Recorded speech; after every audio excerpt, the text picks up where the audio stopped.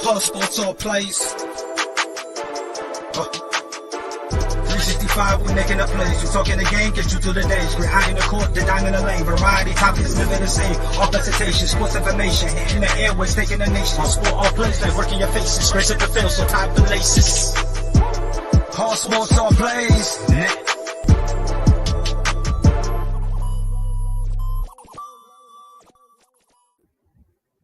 And welcome to the latest episode of Real Talk. I am Ray, Mr. Bond Chronicles. I got Dev and Kenny with me. Fellas, how we feeling today?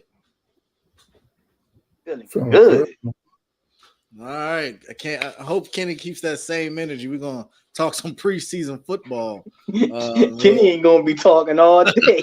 This might just be the Ray and Dev show. Yeah, buddy. That was quite the display. I don't know why y'all still got Ben DiNucci on your roster. We saw he was trash last year. But anyway. Already. Right.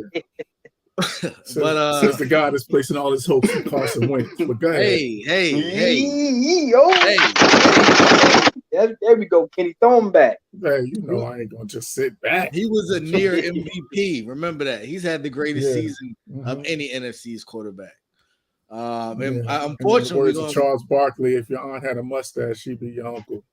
Hey, the facts are the facts.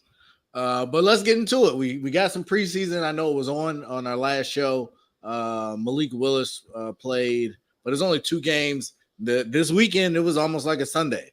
There was a whole bunch of games Friday or Saturday. I can't remember which day it was, but it was like a quadruple header on NFL Network. So that was Saturday.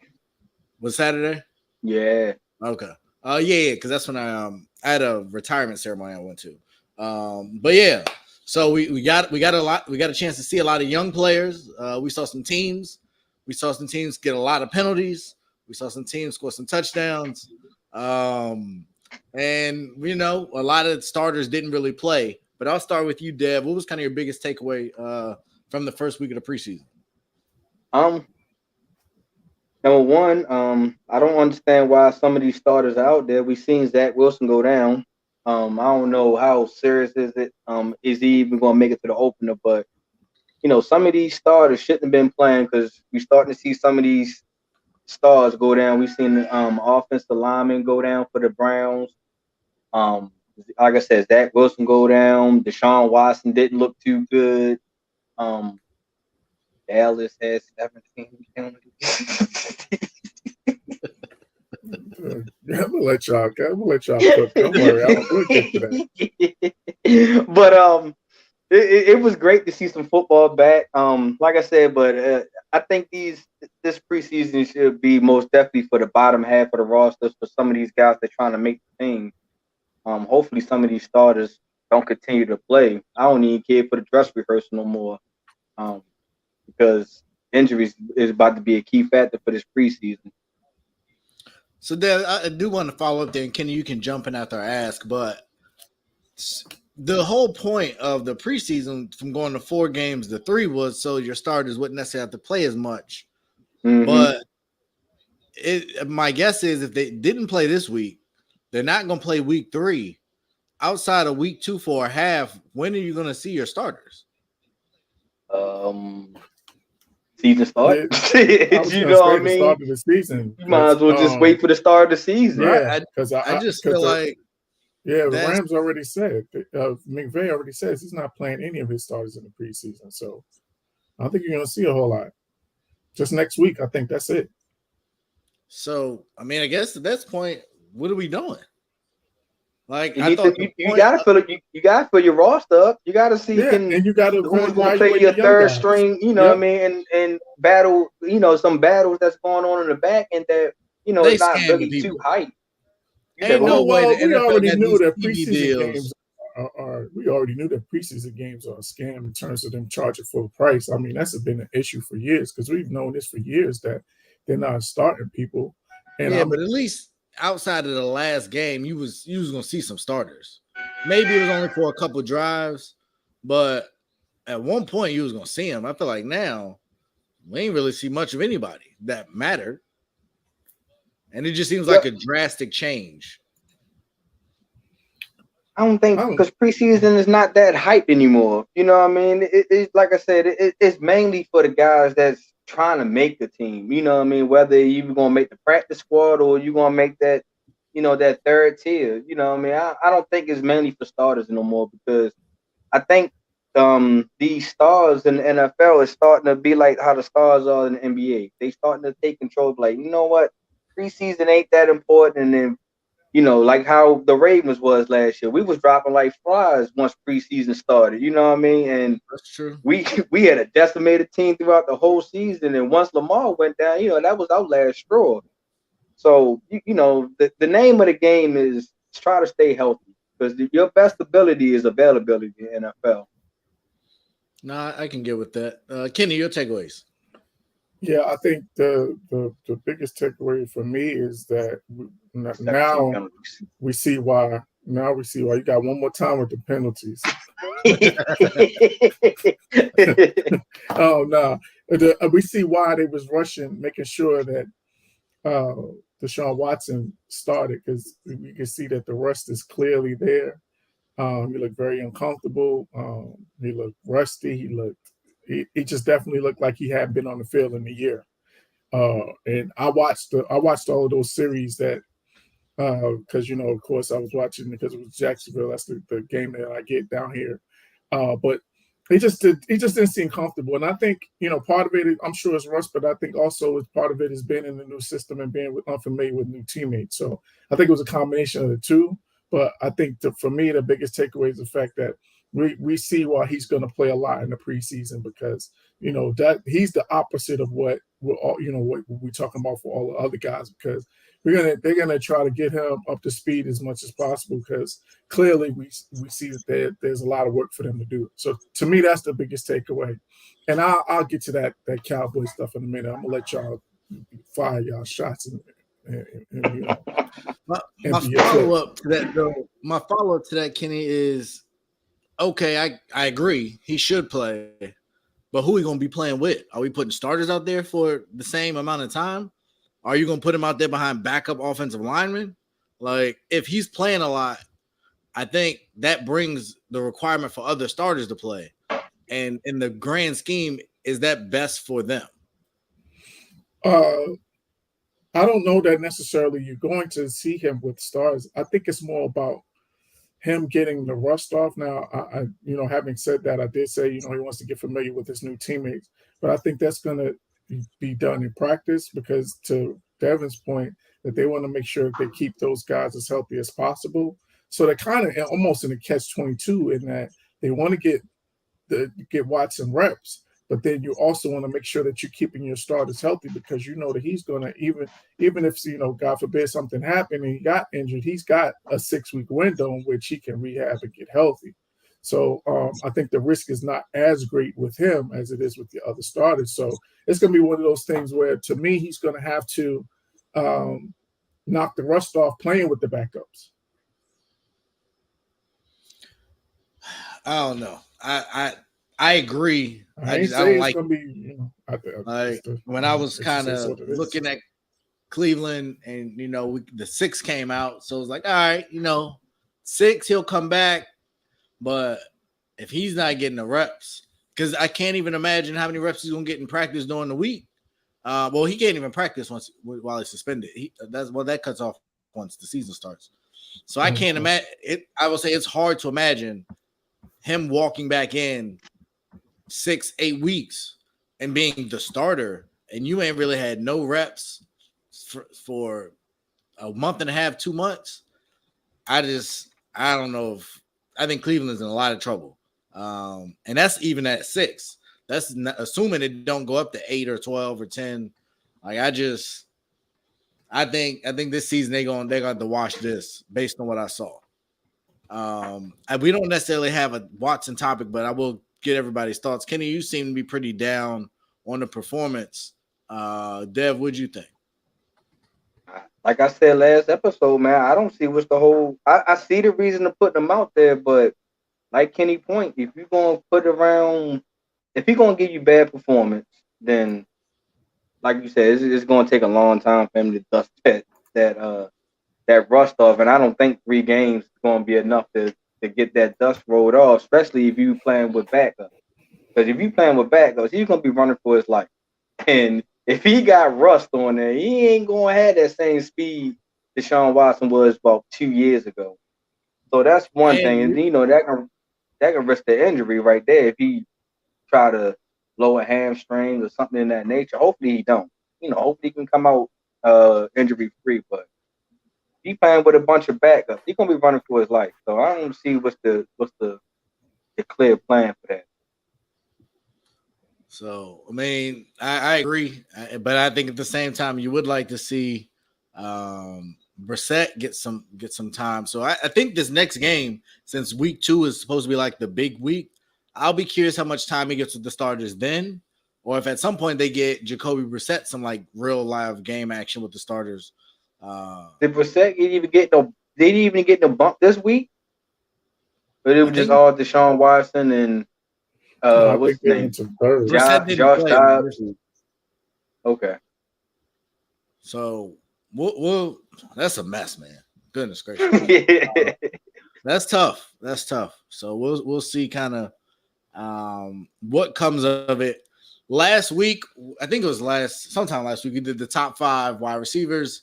There was some disagreement. Some people felt like there was disrespect or lack of respect for Stephon Diggs. We had some people, I don't know if they're out there today. Please feel free to come back. We would appreciate it. But yeah, Ray didn't mean to run you all the way. That is not well. I know what I said though. I'll tell you that. So there's been obviously a bunch of talk. Tyreek Hill moved locations. He's been given a ton of praise to Tua and taking shots at Kansas City. Davante Adams hasn't really said much, but you never really hear a lot from him. But in a new situation, maybe with more weapons, more mouths to feed. So if you had to pick, who do you believe will end up having the better overall year? And I'll start with you, Kenny. I think Davante Adams. I think you have to pick the guy that has the better quarterback. And I don't. It's unfortunately not even close between Carr and Tua. So I think it's Davante Adams. Now, I would love to see Tua because I think sometimes he gets a little too much hate because I really don't know how many, in terms of weapons. I think this is the first year where he's really going to have a decent stable of weapons to work with. So this is going to be the year where we really find out one way or the other.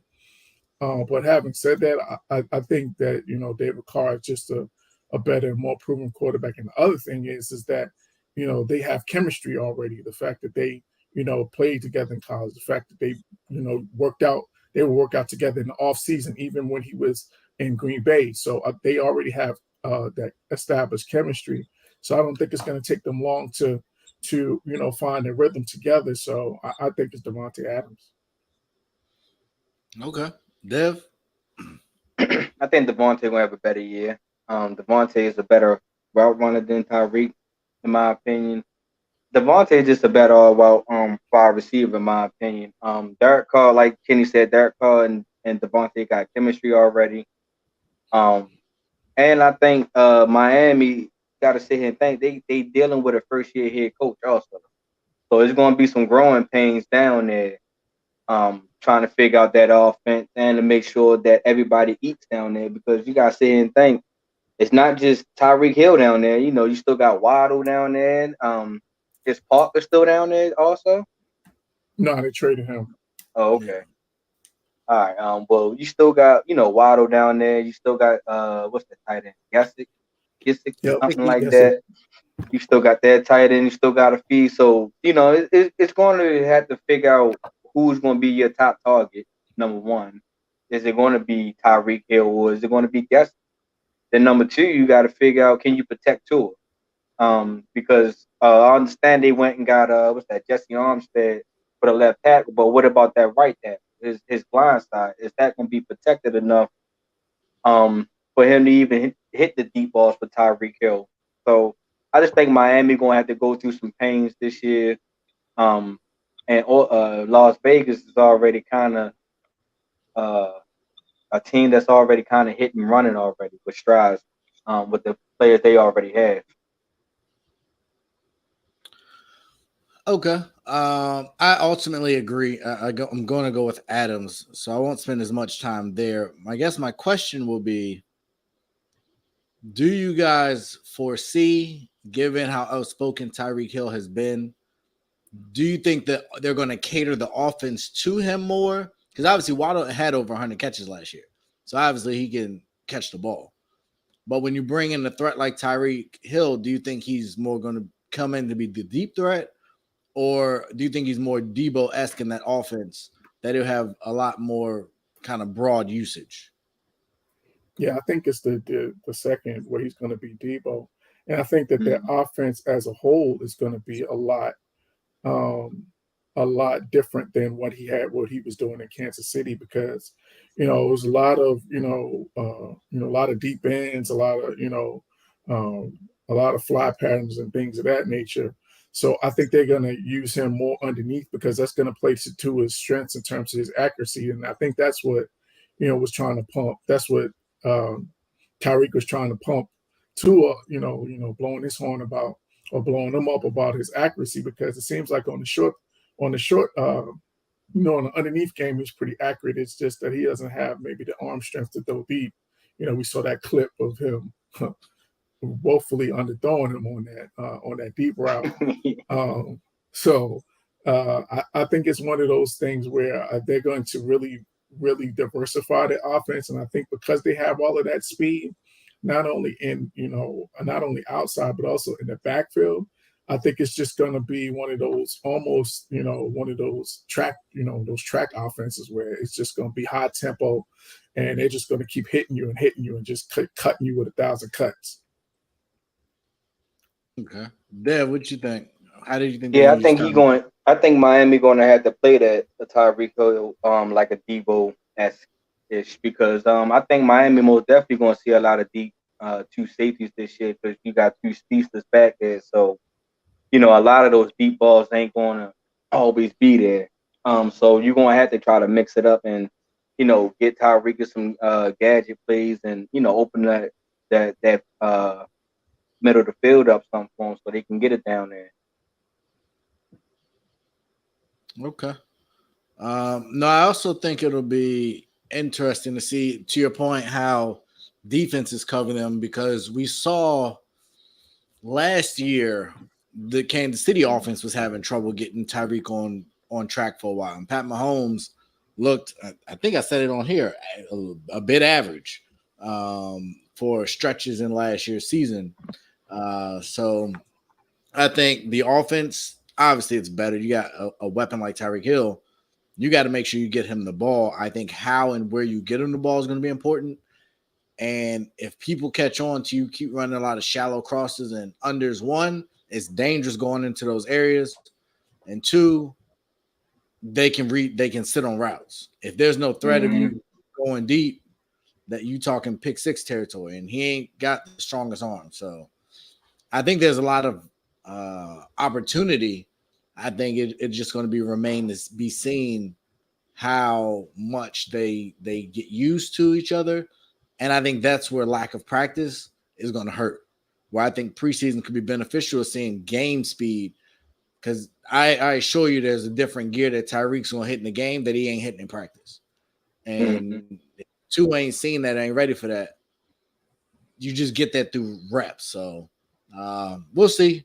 Definitely will be interesting how they decide to use them. But, yeah, should be fun to watch. Unlike the Dallas Cowboys and their 17 penalties. I don't know. Like, it's obviously easy. It's preseason. I'm not really overreacting, but I'm kind of overreacting because it's fun. Even the backups can't play right. Like, they talk about next man up, and they're right. You're right. They're doing the exact same thing the last group did. So I don't know. I don't know what to expect from Dallas this year. It could have been a blip. Maybe they'll correct it. Maybe they won't. Will remain to be seen. I hope they play like that when they play us. We need all the help we can get. You got that right. Hey, I understand what you're going through. Our running back don't want to hold the ball. But we did. The kid out of Alabama looked all right. I don't know if y'all watched the Commanders game. I forget his name. Oh, we do that. Huh? Damn.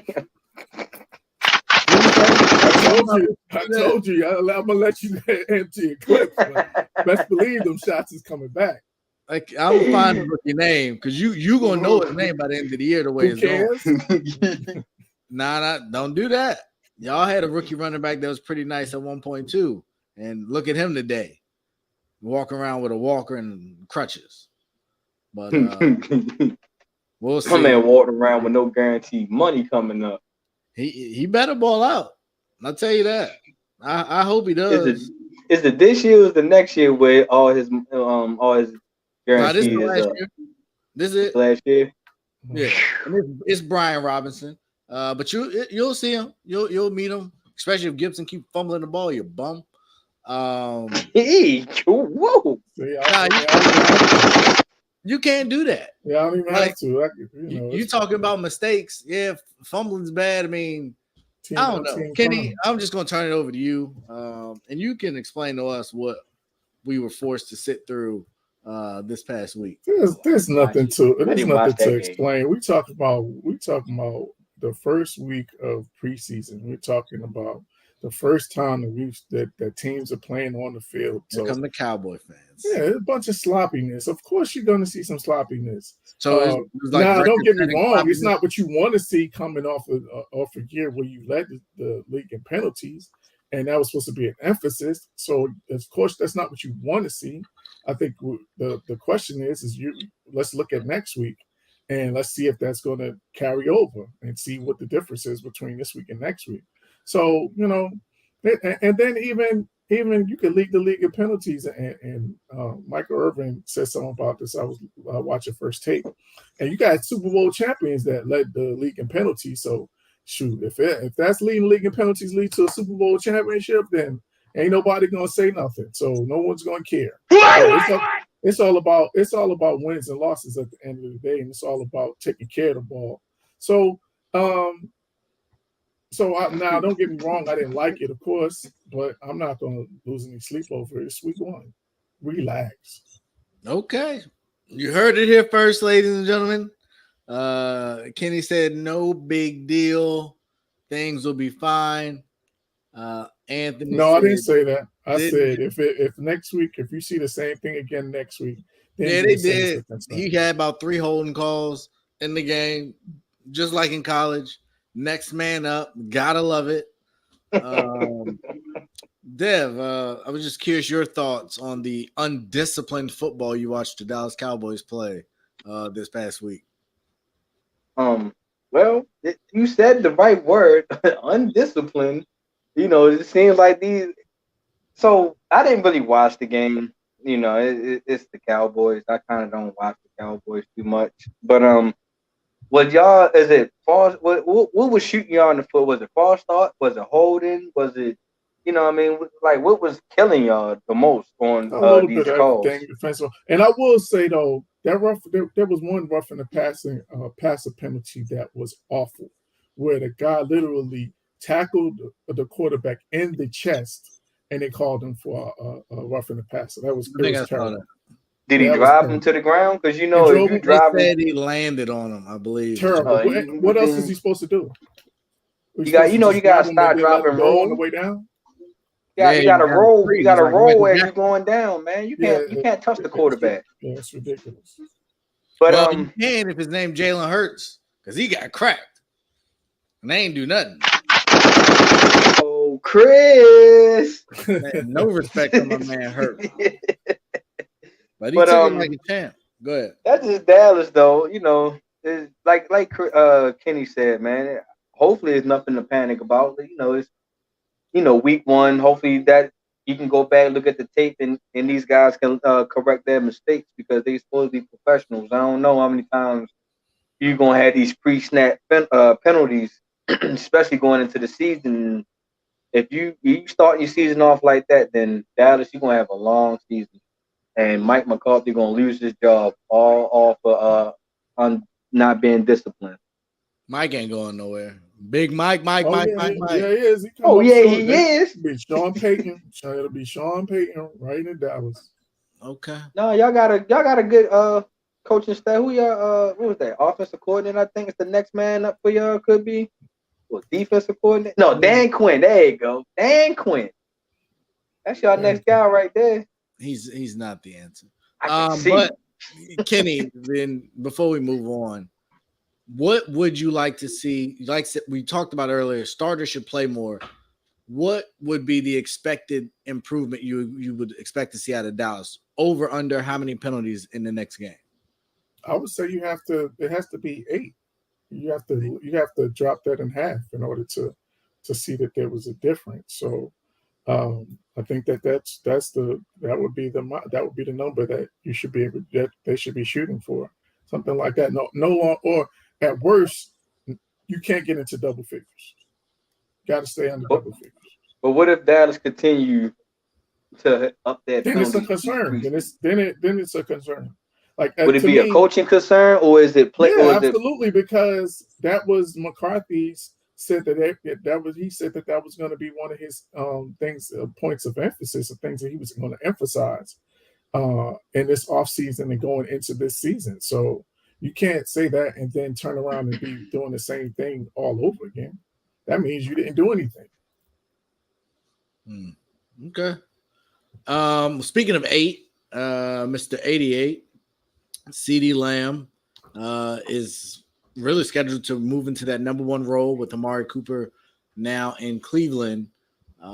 Odell is still out there technically as a free agent. Antonio Brown is technically still a free agent. He told Jerry Jones to come get him. He's ready. Y'all better respect that man. There you go. He is not playing football. Keep going. But professional help, sir. If you had to choose today, and I'm going, the reason I brought this up is the NFL. I think it's the NFL is releasing their top 100. I believe it's either NFL or ESPN. And NFL Network. NFL Network. I thought so. And they had Odell at 90 and CeeDee Lamb was at 96. Obviously, Odell's coming off an ACL tear. He's had the injury history, but you could argue for the first half of the Super Bowl, he was the MVP. If you had to pick one at this point in their careers for the next 5 years, would you take CeeDee Lamb or Odell? I'll start with you, Dev. But we talking about like a healthy Odell? It's just that. Well, is it just right now you just got to dig your hand in the bag, and I'm gonna take a CeeDee Lamb right now, only because health. Like, no disrespect to OBJ, he's still one. He can arguably be a top 10 wide receiver in the game, depending on health. I think health is like a big question mark with him, because I don't think it's been a couple of seasons where he hasn't really played no more than like 12 games for real. So I would take a CeeDee Lamb, up and coming wide receiver. I don't think he too much injury prone down there. Kenny, you might can help me out on that one. I don't. He got sometimes he has hand problems. Yo. I mean, I would, you would make jokes about Washington skill players, but nobody knows who they are, so there's no jokes to be. Hey, that's fine. We'll take that. We ain't America's team. I'll give you that. So we still having attendance problems. You right. Wait, so you trying to say, Ray, is he a bricklayer? Is that what you saying? There are times you need someone. CD's who you call. All right. Well, other than his Russell Westbrook hands, then I think I still take CeeDee Lamb over OBJ right now. Only just because of the OBJ injury. So I'll go since we have the resident Cowboy fan here, and then he can follow. Go ahead. So here's what my issue. I haven't seen CD be the man. Like, I saw him have a good year last year, but that was with Coop, that was with Jarwin, that was, with Dak throwing for 1 million yards. Like, I get it. Dak threw 1 million yards? We set a record last year, didn't Yeah. Ray, you the man. He's the king of the backhanded compliment. But go ahead, continue. That man threw 1 million yards. Backhanded compliment. Go ahead, man. He set a record last year, boy. How come he wasn't NFL MVP last year? Set that record. Something that's never been done before. I don't know. I don't pick the award winners. But go ahead. But yeah, so you have him stepping into what I believe will be a new role. And I think it's tough because not only is he stepping into a new role as the one, he don't even have a 3 on the opposite side of him, in my opinion, right now. Y'all got the rookie. We'll see what he becomes, but with no Gallup, and then I think y'all cut the other dude, the little speedy dude. I don't know if he's still there. No, it's matter of fact, you were in Miami. You talking about Cedric Wilson? Yeah, there you go. So I don't really know what y'all do on the other side. So for that reason, without being able to see him in that role and what I forecast and kind of see him being, I'm taking Odell. I think I know once he's back and healthy, I think I know what I'm going to get. Now, when will I get it? How long will I have it? That's just kind of the dice roll you got to take. But I think if I had to bet on one, I'm going to go the Odell route. Kenny, your thoughts? Is this really a topic? Damn. What are we talking about? I mean, because we're talking about OBJ coming off of not one, but 2 ACL tears. Like, how many guys have you seen come back from 2 ACL tears and be a number 1 receiver? So, and then even last year, CeeDee Lamb led the team in receptions, in yards, and was second in touchdowns. So, actually third in touchdowns, I'm sorry. But so technically he was the number 1 receiver last year. So, I mean, I think that's why, part of the reason why that they decided to move on from Amari Cooper. Not that I agree with it, but I think that's part of the reason why they moved. They saw him, they believed that he was ascending to the number 1, and he started it on last year. So I just think it's, you got a guy that's not even hasn't even entered his prime yet, where you got a guy that's, that's starting to headed toward the other side, and he's coming off of a second ACL injury. So to me, I don't even think this is a discussion. Well, but you're trolling it, to get them shots in for against my boys, so it's okay. Okay, we're gonna see. He gonna have a chance to prove it. The same thing I said about DeAndre Ayton, the same thing I've said about others. He gonna have a chance to prove it. And if I'm wrong, I'll be wrong. But wouldn't be the first time. Maybe the second. It ain't the 5th or 6th. I'll tell you that. Okay. But in the spirit of doing wrong, I wanted to have a conversation about this because we've talked about youth sports a bit on here. We've talked about some of the societal things to a certain extent. But recently, I don't know if you guys saw Aqib Talib's brother. Yeah. I just read that earlier. Turned himself in. He did turn himself in? I read maybe an hour or two ago. He did turn himself in for murder for a children's 9U football game. And I've seen more and more clips of stuff happening. I've seen other where shots are fired. I've seen refs getting chased and beat. Like, what are we doing? Like what? I played AAU growing up, and it was relatively intense. My team wasn't a national contender, nothing like that. We played some really good teams. I don't know if you're familiar in this area.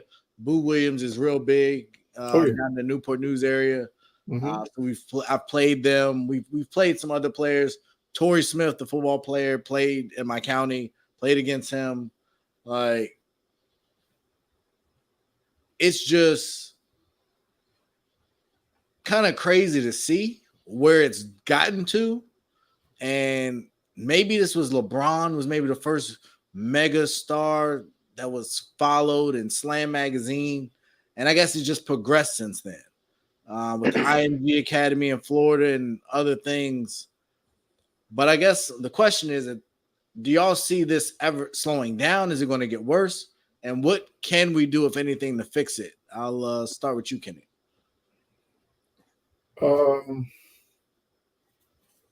Man, I'm almost at a loss for words that it's gotten to this point. I hope that this here is basically going to be the line in the sand that's going to get this thing under control, because it literally is out of control now. I've been, to Ray, I'm similar to you. I coached AU for 3 or 4 years. I can't remember now. But anyway, I remember one tournament. It was so bad. At one tournament we went to, they had a rule that if your parent gets out of hand or if your parents gets thrown out of the game, your kid is going along with them.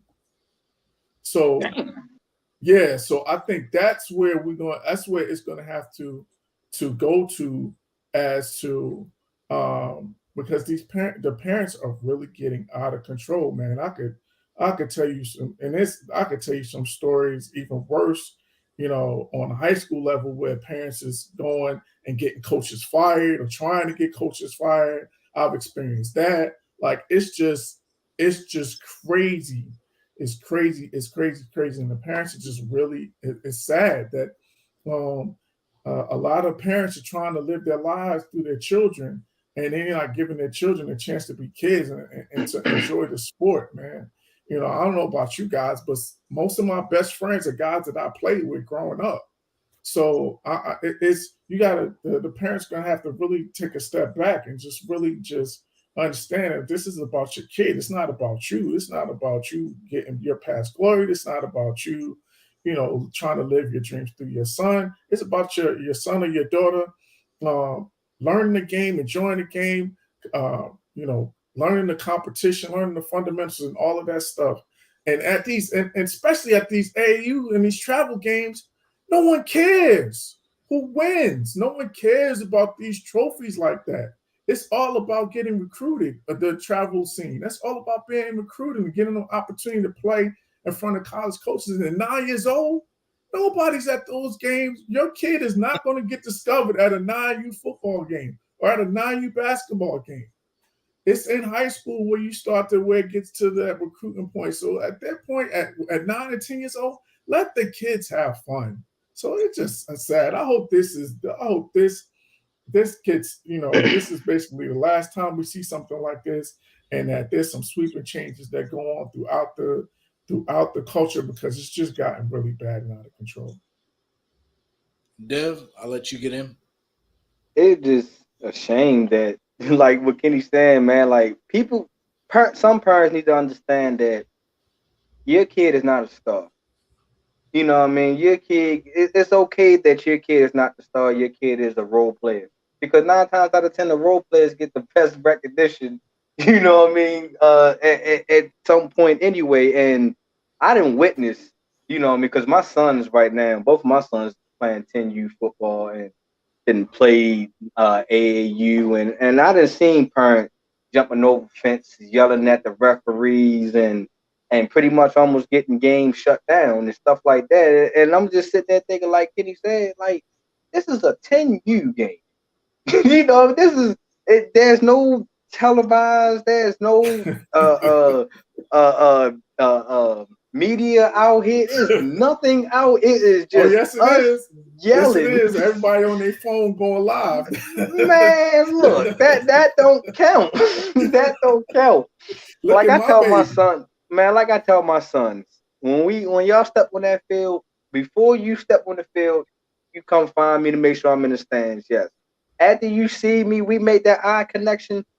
I no longer exist throughout this game now. You have to focus on you playing your game. You know what I mean? Don't worry about is I'm at the hot dog stand or did I record your last play or is I'm, you know what I mean? That's not to be worried about. You know, like Kenny said, these kids need to worry about the game because they lucky that some of these kids, some of these rules is not still in the game, like the crackback rule. Because if your kid is out here wandering and looking for you in the stand, your kid is going to get hurt. And your kid ain't going to want to play that sport no more ever again because he's looking for you all in the stands, you know what I mean, trying to make a highlight play. And it's just a shame that, you know, a death had come about, you know, down in a kid's game. Like, it's a kid's game. No matter how old you is, it's a kid's game. It was something that you've been playing for fun, you know what I mean, before it even got big, before everybody became social media outlets and stuff like that and trying to get your kid on early. Because like Kenny said, your kid not getting drafted in the pros at 9 years old. You know, your kid ain't gonna get sponsored.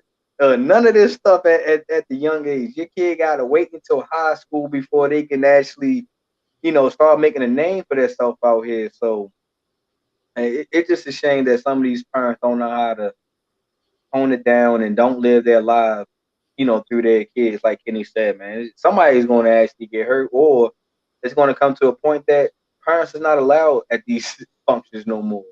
You know what I mean? And then let's see how your kid really play when you're not able to come to these games no more. So that kind of speaks to the point of what can we do next, and that's obviously a pretty drastic, you know, solution. But to your point, something does have to get done. Kenny, what do you think? What suggestions do you have? What do you think this is the wake up call, or can something else be done? I hope it's the wake up call, but I think it's going to be one of those. I think we're gonna start seeing more leagues, more tournaments, you know, more whether it's YMCA, PAL, all of those different recreation and AAU and all of that stuff. I think it's going to be one of those rules that gets adopted. If you cut up, if you make a scene, if you do anything to disrupt the game, or you wind up getting thrown out of a game, then your kid is out.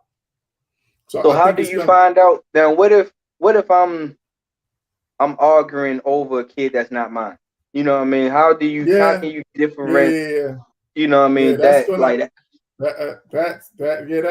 could be part of that. That's definitely a loophole, because you can start sending spies out there, sending decoys out there. Sending decoys, you know what I mean? I go on the opposite side of my boys' team. I think that's one thing that you could do. But you know, to Devin's point, that won't totally solve it. But they will try it. Yeah, I think it's going to be something along that line where it's going to be, unfortunately, where the kids are going to wind up having to be penalized for the action of their parents. And I think if they start doing that, and then these parents start seeing that what they're doing to their kid, and you know, having to drive your son or your daughter home, and they're crying like, "Daddy, why did you do that? I wanted to play. Now I can't play anymore because of you." Then I think that could be something that makes a difference. You know what? To your point, Kenny, what can happen also? The whole team get disqualified. You know what I mean? No, you know, or the whole tournament gets shut down. It's like, you know what? This one unruly parent, you know, if you're gonna plan on being here, because what if that parent kid doesn't play until later? So he just there all riled up, just, you know, making some noise early. You know what I mean? So what's going to happen is these parents going to wind up getting these tournaments and stuff shut down, or these parents not going to be allowed to come.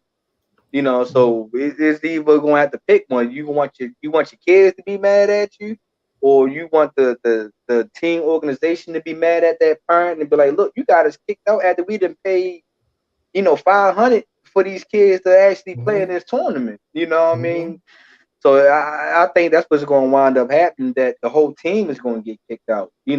Like referees can't just sit here, or the organization not going to sit here and just be like, all right, well, we got to figure out which parent is who this parent belongs to, and then that kid got to go. They're going to be like, well, if you on the Knights team, then you know what, the whole Knights got to go.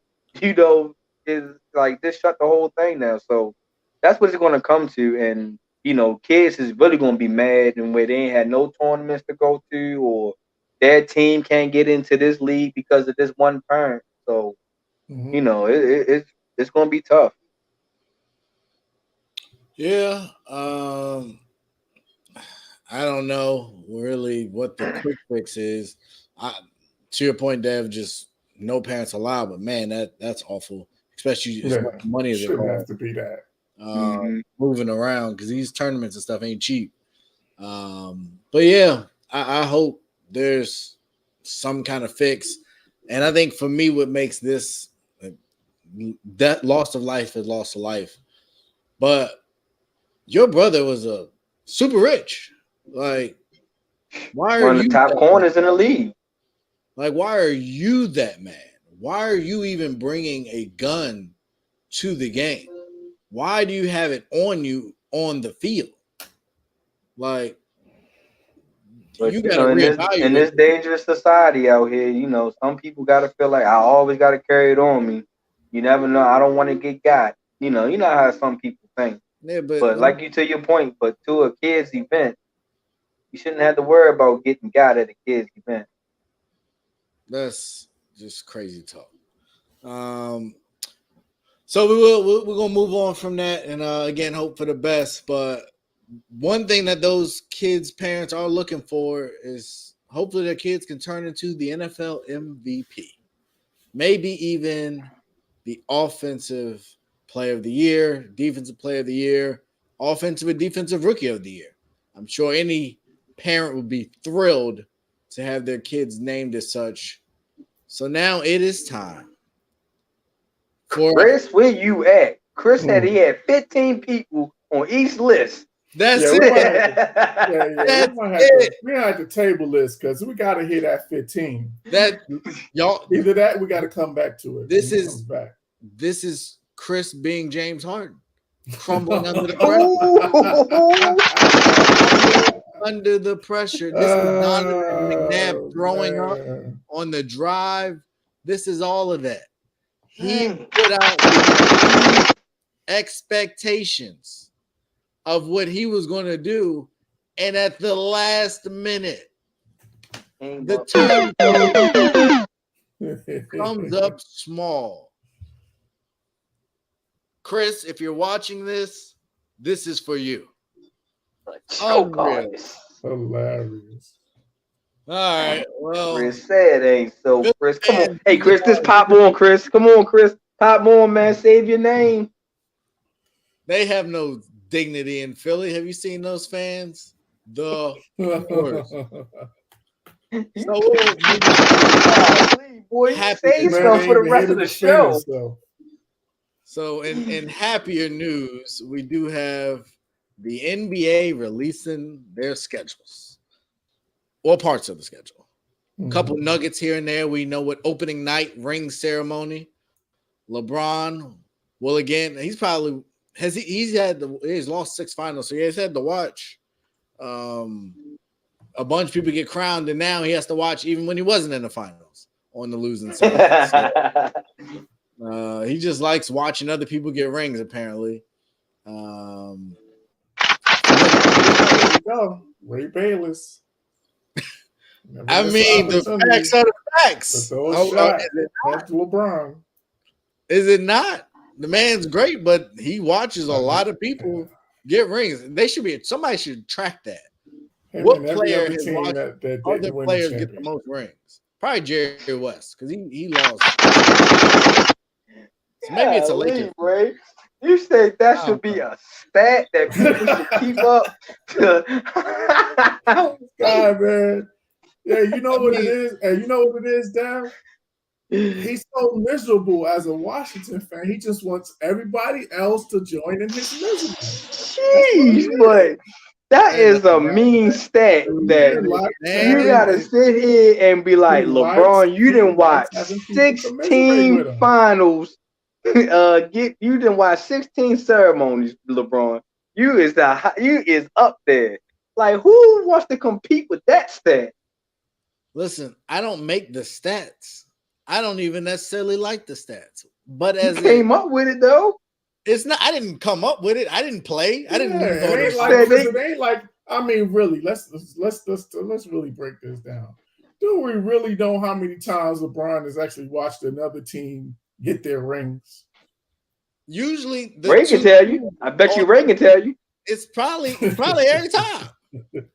That's all I'm saying. The NBA started off with the ring ceremony. I don't think so because most of here's why.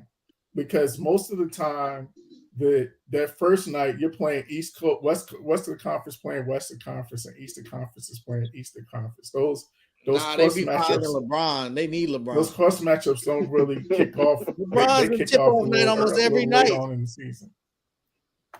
So, but go ahead. I'll let you have it, Ray Bayless. It's all right. It's all right. So that brings us to Christmas Day. A lot of great matchups. I'm intrigued. Hopefully everybody's healthy. We got Warriors, Grizzlies, and let me see if I can find the times of day. I just have the list. That's the one right there for sure. Oh yeah, that's the matchup. That is the matchup.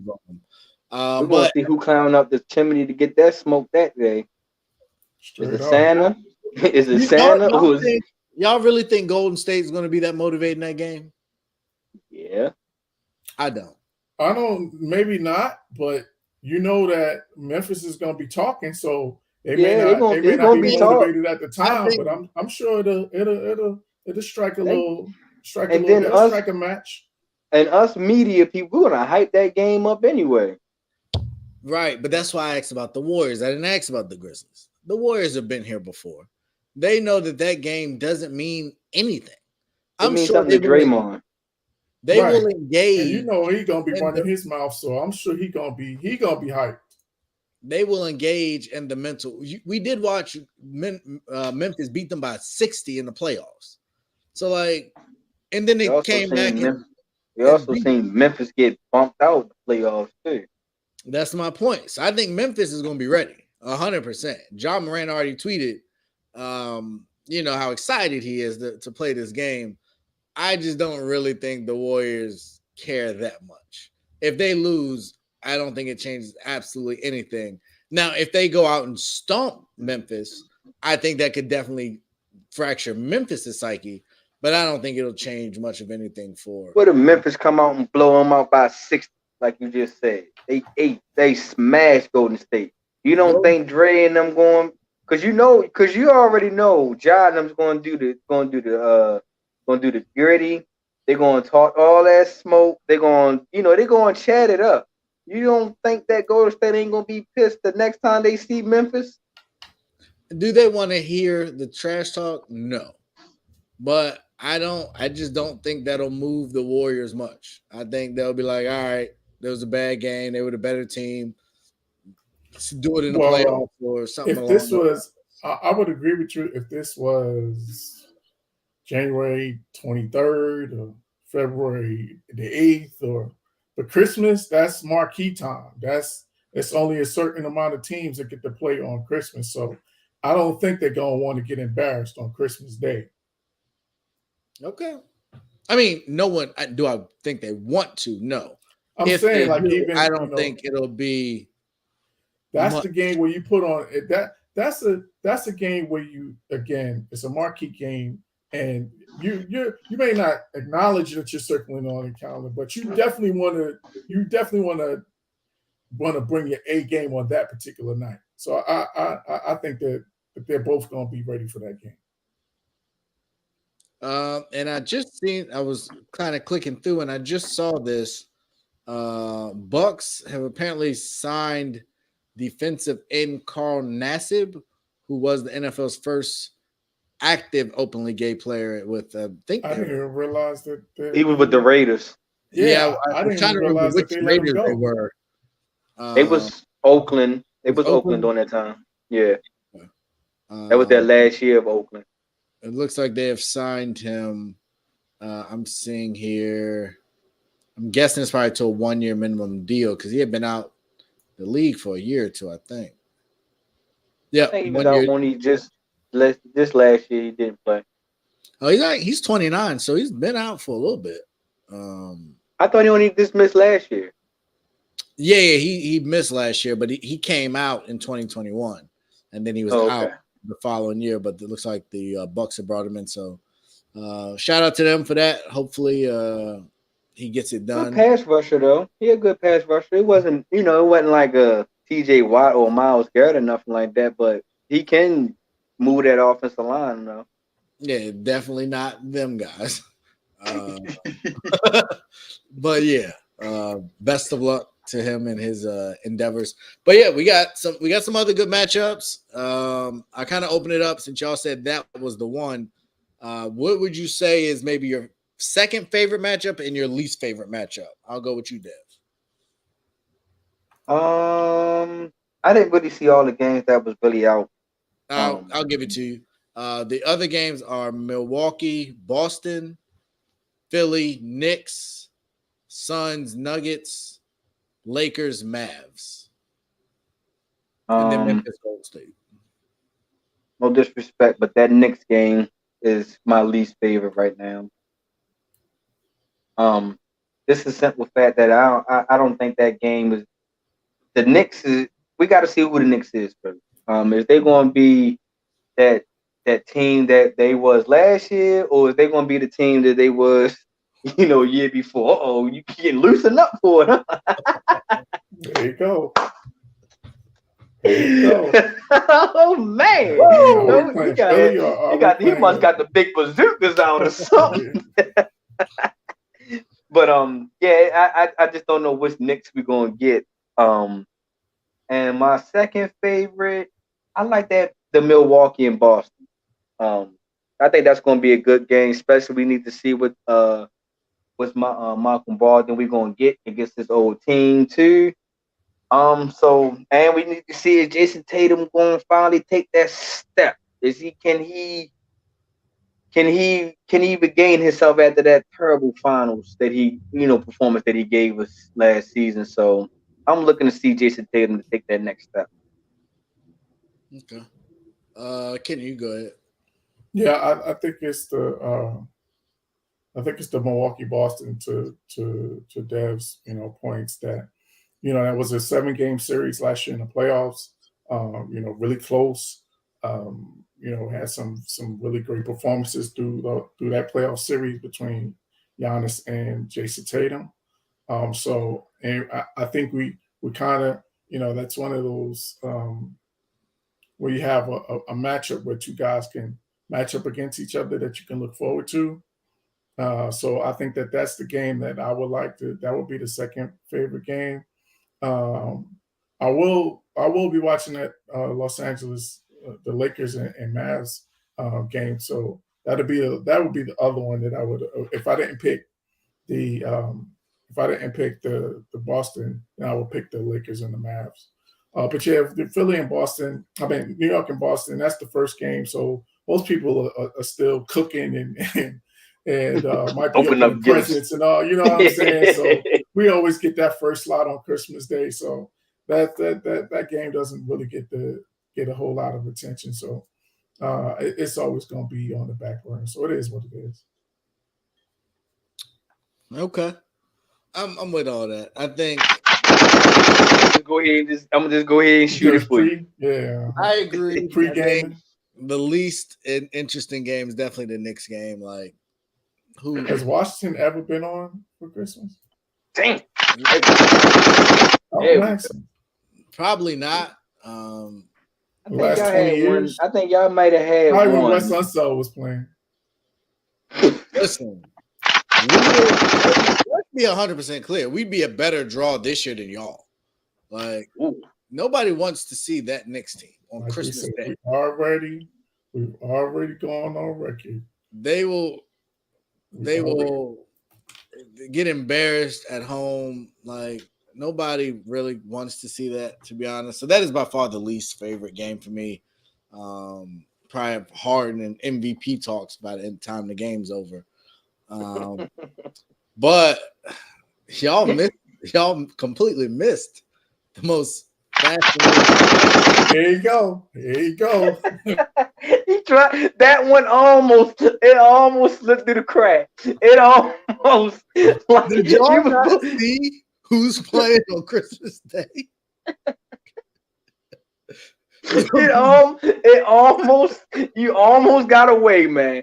You almost Mr. Max Extension. Oh, Mr. Max Extension, DeAndre Ayton is playing on Christmas Day, ladies and gentlemen.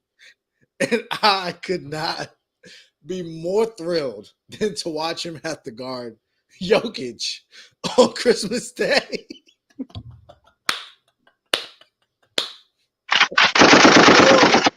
Oh, so you think Jokic going to dog him? Oh my God! Wait, Jokic going to dog him? I want. Dang, you kicked Kenny off.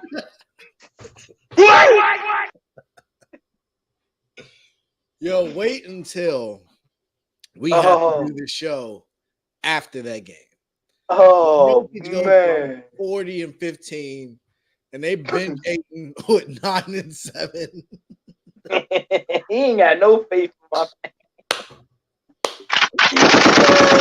Let me write this down. You said Ayton gonna have what? 9 and 7? 9 and 7. 9 points, or is the 9 rebounds? 9.7 boards. He didn't give you 3 assists. He'll give you 3 assists. All right, Ayton. 9 points. 7 rebounds. How many assists? Anything else? Or that's it? You'll get 3 assists. I'll give him 3 assists. 3 assists. Now, here's my ultimate question. Yeah. How many minutes he gonna get? Is he gonna play the fourth quarter? 27. 27 minutes. He won't. They will know he is not capable of being on the court at the same time as greatness at the 5 position. And so they'll opt for a small lineup to try and get Jokic away from the basket. I want to let you know, I really wrote that down. I really wrote that down. Internet is there. I wrote that down. Boom. Christmas game. Christmas game. And you said that's against the Mavs, right? No, Nuggets. I mean Nuggets. Yes, sir. Mm-hmm. I wrote this down. So when we come back after that Christmas game, I might go live during the game. If DeAndre Ayton do not get over Ayton, I hope you are listening, or somehow, some way it gets out to you, my man. You have to score more. You have to score 10 points and 8 rebounds. That's all you gotta do. And 4 assists to shut this man Mr. up. Max a million. Kenny, did you hear what he was saying? Did you hear what he I heard something about 10 points and 8 rebounds. This is what he said Ayton is going to get against Jokic. In 27 minutes, that's how much Ayton's going to play. 27 minutes. He's going to get 9 points, 7 rebounds, 3 assists. That's it. He said Jokic is going to have about 40 and what was it? 40 and what? 40 and 14. Hey, look. Let me write that down too. Let me write that down. You know, I got a new name. His name is no longer Ray Bayless. His name is Machine Gun Kelly. Because this guy is all he does is take shots. This his whole MO is taking shots at guy. Hold on. Is Jokic getting the triple double? Yeah. Yeah, definitely getting a triple double. So 10 assists. So you good with 10 assists? Yeah, Christmas Day miracle for sure with the triple double. Okay. World, I got it. Got it. The only thing that might cut into it is MPJ and Murray, but he no. No, start qualifying. Hey, there's no need to qualify. I'm just simply stating what could happen. But the reality is what is going to happen. I just told y'all. So we just going to go with that. And on Christmas Day, I might send y'all a little message after the game if y'all are up to it so that you can come and defend Maximilian. Mr. Max Extension. Don't call me. Don't hit me up or nothing. I will be sitting at home watching it, praying that my man get over 10 points. He show up.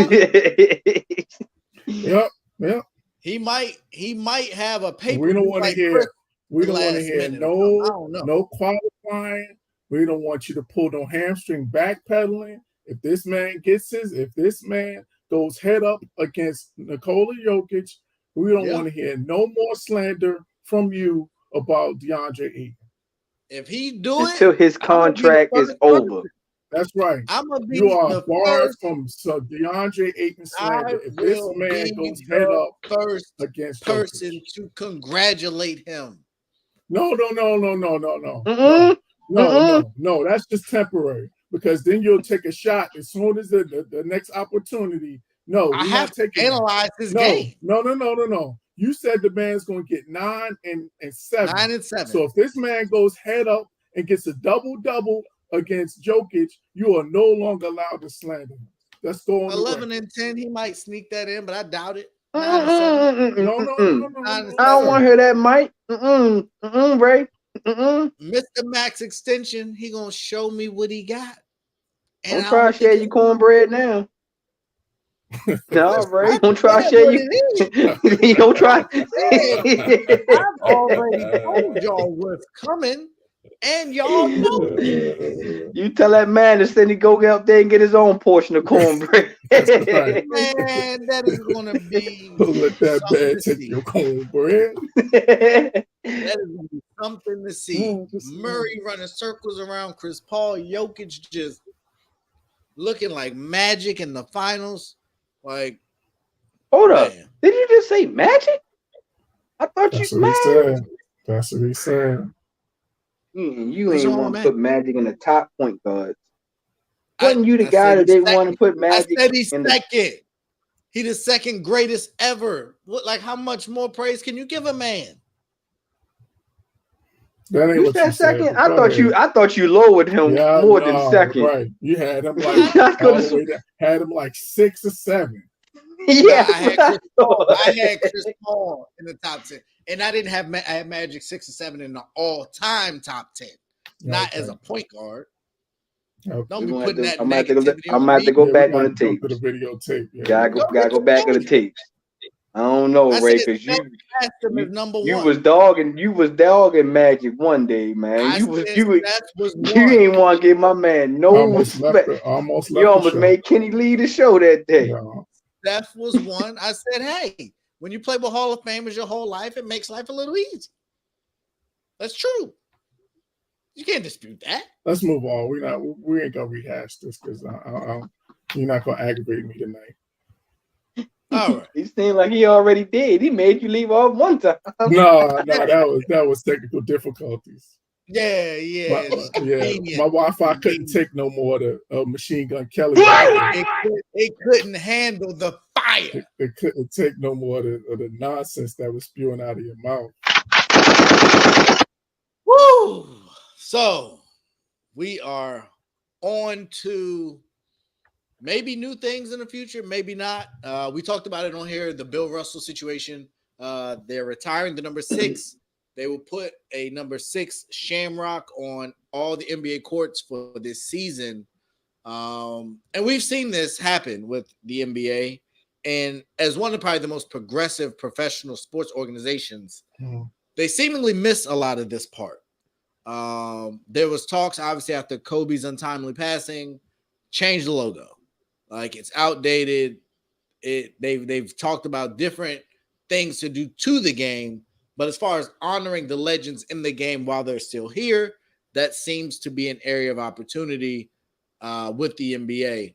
So my question for you guys, and we'll kind of go through a couple, is it time for an NBA facelift? Changing the colors, changing the logos, changing the branding, the marketing, or any aspect of, have we seen enough of this? Has it run its course? Do we need to rebrand to get more with the Bitcoin digital crypto age? Dev, I'll start with you.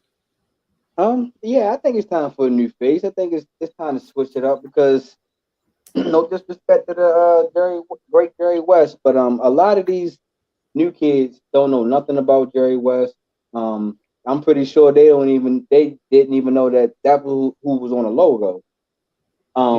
So I think if we already kind of catering to the next generation anyway, as far as like how the NBA is going with the new technology and the way how the game is played. I think it's about time to change that face of the league. Now, who can it be? Now, it's gonna be kind of tough to figure it out. Who can it be? Because it could have been multiple people. It could have been MJ. You could have put Bill Russell. You could have put Kobe. You can put LeBron. You can even put Steph in this logo now. So it's just about which direction you're trying to go, and maybe which the next generation after Steph and LeBron and all the rest of them. So, did you say you could put Steph or LeBron as the logo? Yeah. People currently playing? Yeah. That's a terrible idea. Yeah, one, they're not high. One, I don't know what Steph or LeBron's logo would be necessarily, but LeBron with that little. I don't think they both got their. They have logos for their. Yeah, they have logos. Shoes, so. Yeah, but those are trademark logos, so you'd have to come up with something different. You can't use their trademark logo. I'm not saying you got to use their trademark, but if you have these guys as the face of your league, then what's wrong with them being the logo? You know what I mean? Because when you think of the NBA, back then, people was always think of LeBron first. People maybe still think of LeBron first when you yell out the NBA right now. So why not? What's wrong? Using somebody that's playing now. We arguably saying that LeBron is one of the greatest of all time. Except, well, we know what he's great at as far as what Ray just said. Ring watching. He's pretty good. He's pretty good in that stat. He gave Savannah one ring, but he didn't give a bunch of other people a whole bunch of rings too. He just give them out. If you get to play LeBron in the finals, man, I don't know if there's anybody else I'd rather see in the finals. But anyway, continuing to keep it moving. Kenny, did we get your thoughts on? I'll be brief. I think that, and from what I understand, that Jerry West has said that he would be fine with them changing the logo. So I don't think that's the issue. And I think, to me, it's probably going to, I think it's going to be MJ that will be the next logo. They're already using his logo to a degree in the league already, because a lot of the team uniforms have his, now they switched over to Nike, a lot of the team uniforms has his logo on their jerseys already. So I think that would be the most logical thing to do, is to make aside, shout out to the Jordan brand signing a 10-year deal with Howard University. Their sponsor. Big up to them for that. And shout out to MJ. Had a NASCAR car this past weekend in the Concord 11. So I could see, Jordan to that level. You couldn't be mad, but I wouldn't want it to be the jump man. Like, it had to be a different Jordan, and I don't. What about the fadeaway then?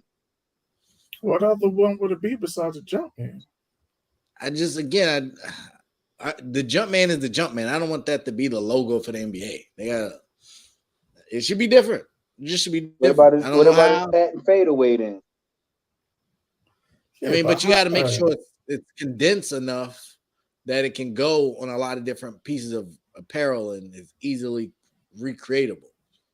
So a fadeaway with a leg out or something like that, that starts to get a little tricky. But man, put the Shaq logo on there. Shaq should not be the logo either. Just the dunk, the dunk with the knees up. Mm-hmm. No. It'll be a guard. It's been a guard league for a long time. What's wrong with the big man, Ray? What's wrong with the big man, Ray? Gotta hate on the big man. Come on, Ray. Most dominant player of his era. It ain't like it's that far out there. I didn't say it was. I'm just saying I don't think he should be the logo either. Who do you think then, Ray? Right. Who do you think? You know who? Bean. Easy. That's a win-win. A fadeaway? Nah, you seen the mock-ups they had had him in the post. Yeah. Oh, with the chin? The chin? Yeah, just almost like the basketball they got now. And I don't know. That would really take some doing. I don't know. I'm just thinking about that, looking at that, the chin, and that would be weird looking to me. Like to me, it's got to be some type of action. Like they got to be doing some type of, I don't know whether it's a shot or a layup or something, or dribbling or something. Like it's got to be something like that. Otherwise, I think it's gonna look weird. Or let me see. And I am not the best with the technology, but I just seen this one with an easy Google. So let me see if I can get it to upload. But it's basically him shooting like a jump shot, which seems like it's okay. But I ain't the best with it, so I'll put it up later for the people. But we can keep going. So number-wise, I believe the only two numbers currently retired are Jordan and now Bill Russell. And then obviously the people I don't even think Jordan's retired throughout the league, though. He's not everywhere. That's just Miami. Yeah, Miami and Chicago was Chicago teams to retire his jersey, as far as I know. Mm-hmm. Okay, so I stand corrected. Well, in that case, no, I was just in there. He ain't got a jersey up there. Yeah. And he shouldn't. He ain't do nothing. Who y'all talking about now? Hold up. This guy don't miss a Machine Gun Kelly. You don't miss. Who never misses a chance? Retire Mike's jersey. The Kwame drafter? We putting his jersey in the rafters? Just say it. Just based off of history and the fact that he came and came out of retirement and averaged 20 at the age of 40. Like, I mean, it ain't like he was a scrub when he was there. Yeah, he ain't a Hall of Fame. What is we talking about? See, that's why I shot the gun. I knew you could race don't miss. Machine Gun Kelly, don't miss, man. Jordan was great, but not for us. He ain't do that much. He ain't take us on no playoff run. He ain't take us on a magic carpet ride. He ain't show us the whole new world. Dad, we're gonna start calling this guy Cal Ripken because he's got a streak right now. Shows where he has not missed a shot. Hey, that's a nice compliment right there. So this guy's on the hot streak. Yeah. But if the league retired his number, I'd be fine with that. I thought 23 was already retired. It should be retired. If it hasn't been retired, it should be. Like, no, it hasn't been. That 23. I know for a fact that you got a bunch of I know Mitchell Robinson wears 23 in New York, so it's definitely not retired. Oh man, just no. Of course, y'all don't show no respect. Y'all should have Jordan's name. Y'all dogged them. Yeah, they should. Some of their championships should be in there, right? He should be up there. Pat Ewing up there. He should be up there because he went up above Pat Ewing, and it's on a poster. But anyway, I feel personally, I think 23 needs to go ahead and get retired. And in all honesty, I'm not the biggest fan of his and everything he always says and does, but I think they need to do 33. I think they can only get Kareem's number out of there. Those three would be my three: Bill, Kareem, and Jordan. Get those numbers out of rotation presently today. I don't think anybody else has really earned that honor. Well, and LeBron will qualify because both those numbers would already be retired. So you could add him into the mix if he's in that top tier. I think what they're doing though is they're grandfathering. If anyone's had the number, if he had it his last past season. I'm saying because of LeBron's stature, if they wanted to add his number to that list of trio I just named, he would already be covered. Was my point. Like I know going this year he can keep 6 unless he changes his number, but I'm saying long term for people to say, well, if Jordan's up there, then LeBron should be up there because he was better than him. He would already be covered. Is my point. It was the nonchalant way. My man said it was the sports debate. The sports debate of Joe accent for me. Oh man. Oh man. Yeah, in positive news, ladies and gentlemen. From Ben you? Simmons and the 76ers have settled. I can care less. Ben is a mental bum to me. We'll talk about mental health here in a moment, so maybe I shouldn't have said that. But as it stands, I have not seen the terms reported. If anybody's seen the terms or where they kind of met in the middle, I think it was about a $20 million gap, or that they had fined him or kept his money or something. I believe is what was reported. Fact check me. But they come to some kind of conclusion. It's over. So now that is settled, one less mental block. The Kyrie KD situation is solidifying. What do you guys think? Will Ben Simmons be playing game 1, or will Ben Simmons not be playing game 1 for the Brooklyn Nets? I'll start with you, Kenny. I think he will be. I think he, I think the surgery, they said the surgery was successful.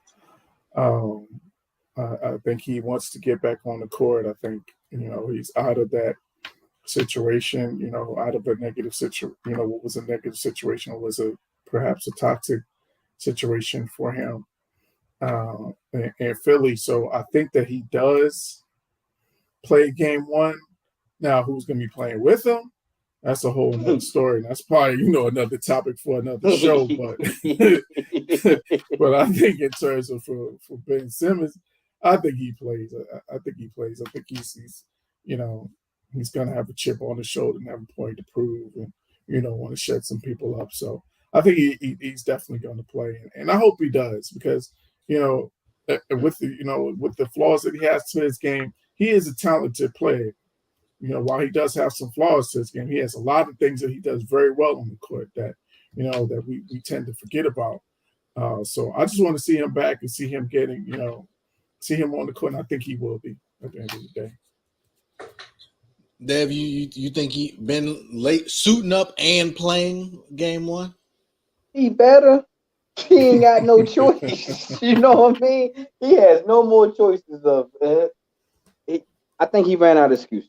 You know what I mean? I think it's now for him to go. If he want all last year to be put to bed, he got to play game 1. If he don't play game 1, they're gonna keep on making all these memes at him, talking about how he looked on the sideline, like how many chains he wore. It was like, it's a shame. Like they had like different conversations about Ben Simmons, and it wasn't even about playing and nothing like that. So I think he has no choice. He has to play.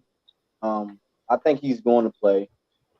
Like what Kenny said, now who he's going to play with, I don't know, because if it's up to KD, Steve Nash, and Sean Marks ain't going to be there. Okay. I Come on. Less optimistic than y'all. Come on. Get out. I can't imagine if he couldn't figure it out last year, what mentally has changed. If anything, there's been significantly more chaos and distraction in that locker room on that team.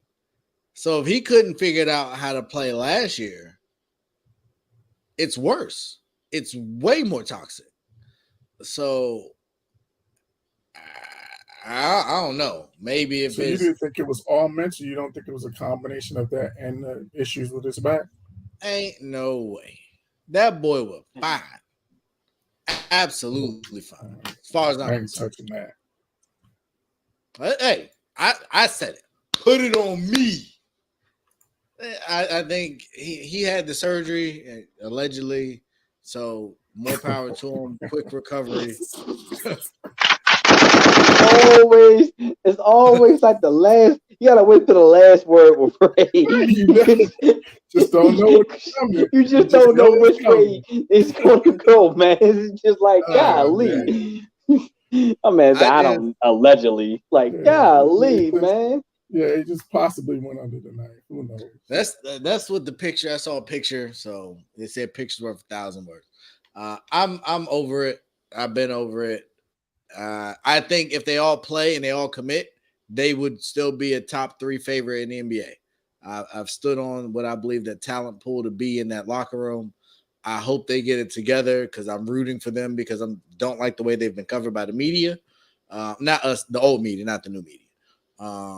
But I don't see it. I don't see it. I think they're going to try and wait till December so they can move him and move him somewhere else if it's not going well. What else? Where else can he go at then? It's because it sounds like if he getting passed around, it sounds like it's going to be if they find a way to move KD or Kyrie, if they so choose, and he is the only one left in that spotlight, bad news. If that team is struggling and KD and Kyrie, you know they ain't the best with the media. So guess who's going to get the questions? Ben Simmons, the number 3. He is not about to sit there and answer a bunch of KD and Kyrie questions all season. You got to remember, this guy was dating a Kardashian at one point. He's a star. He's not going to answer questions about other people. Tristan Thompson can go through what's her name? Chloe. 7 different personality looks. He can do it. Oh man, he said she had different personality looks. Have mercy. Guys, look, I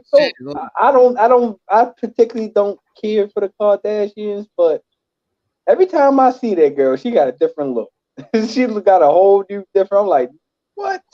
I see why she can't keep a man. She don't even know what she look like. Or what she want to look like. Well, God bless. But yeah, I don't see it. I'm happy he got whatever money he's gonna get, but I think he's been stealing. And stealing time, huh? Ben Simmons is the Ponzi scheme. Let me say that. He is the scheme. So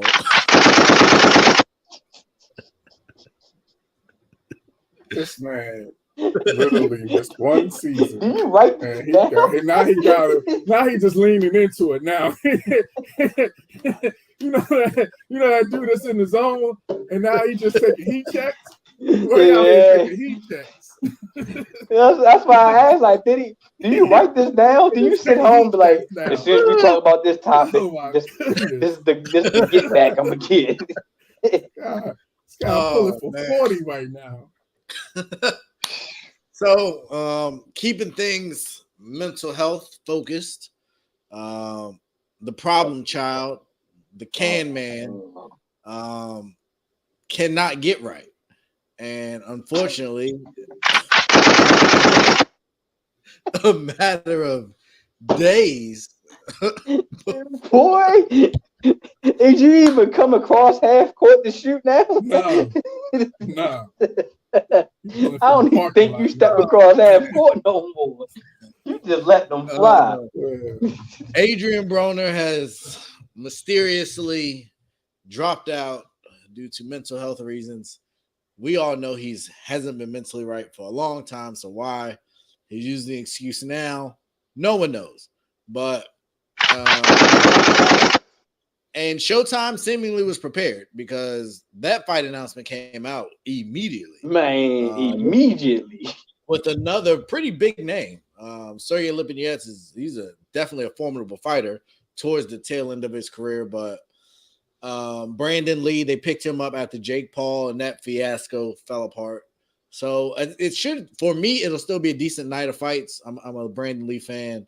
I'm interested to see Figueroa at this point in his career. If he can kind of jumpstart it back, he's on a 2-fight losing streak. But then we also have, we'll get to it in a minute, there's another big fight as well. So fighting wise, we're covered. Adrian didn't ruin it as much as he tried. But in all seriousness, at this point, like what is your expectations for Adrian at this point? Like, is it over? Like, there's been plenty of outside the ring stuff. Now it's creeped up to inside the ring. Like we're doing this stuff last week of the fight that not even a lot of people are that interested in. So Dev, kind of, what do you think is next for Adrian Broner, if anything? Him standing on a corner with a sign that says "Help, I'm homeless." I think it's over for him, man. And I'm not trying to say that his mental illness, whatever he's going through, he's going through it. We can't sit here and say he's battling something, or if he ain't battling nothing. If he's battling, he's battling. But I think pretty much this fight right here was his last chance. I don't, because like you just said, nobody really cares about Broner fighting him. You know what I mean? He's entertaining. He got the gift of gab, but now he ain't even got the punches to back it up with the gift of gab and all this other stuff. And for Showtime to hurry up to schedule another fight like that quick, you know what I mean? It was just like, as soon as he opened his mouth and said, "Yeah, I'm not fighting this day," Showtime was like, "All right, bet. Well, we got another fight ready. We was waiting for you to say no anyway." You know what I mean? And I think Showtime had enough. So I really don't see Broner in no big fights no more. I think we're gonna be starting to see Broner in celebrity boxing matches, stuff like that, and him trying to make his name relevant whenever he can. But as far as boxing, I don't think nobody's gonna take him seriously. Fair enough, Kenny.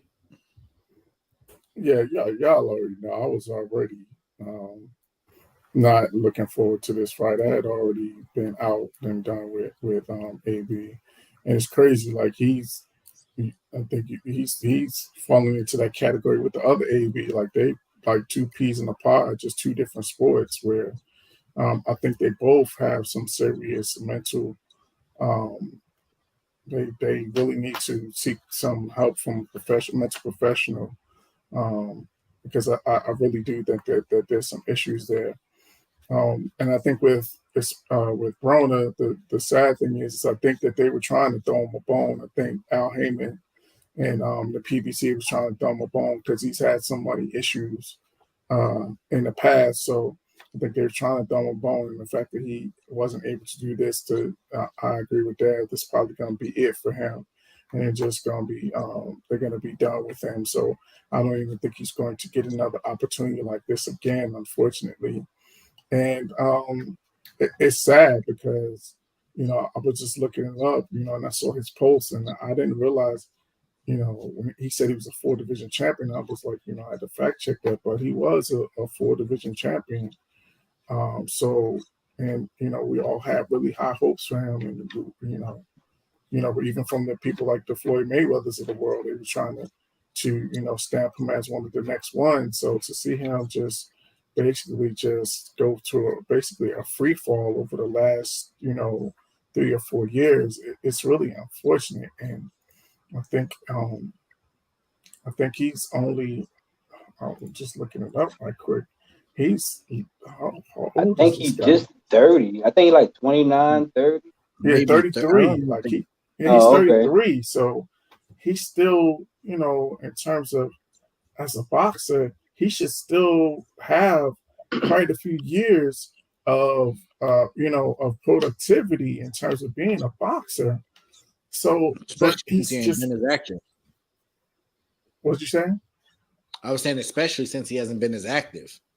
Exactly. So it's, but then, again, who's going to be willing to promote him? Who's going to be willing to invest in him?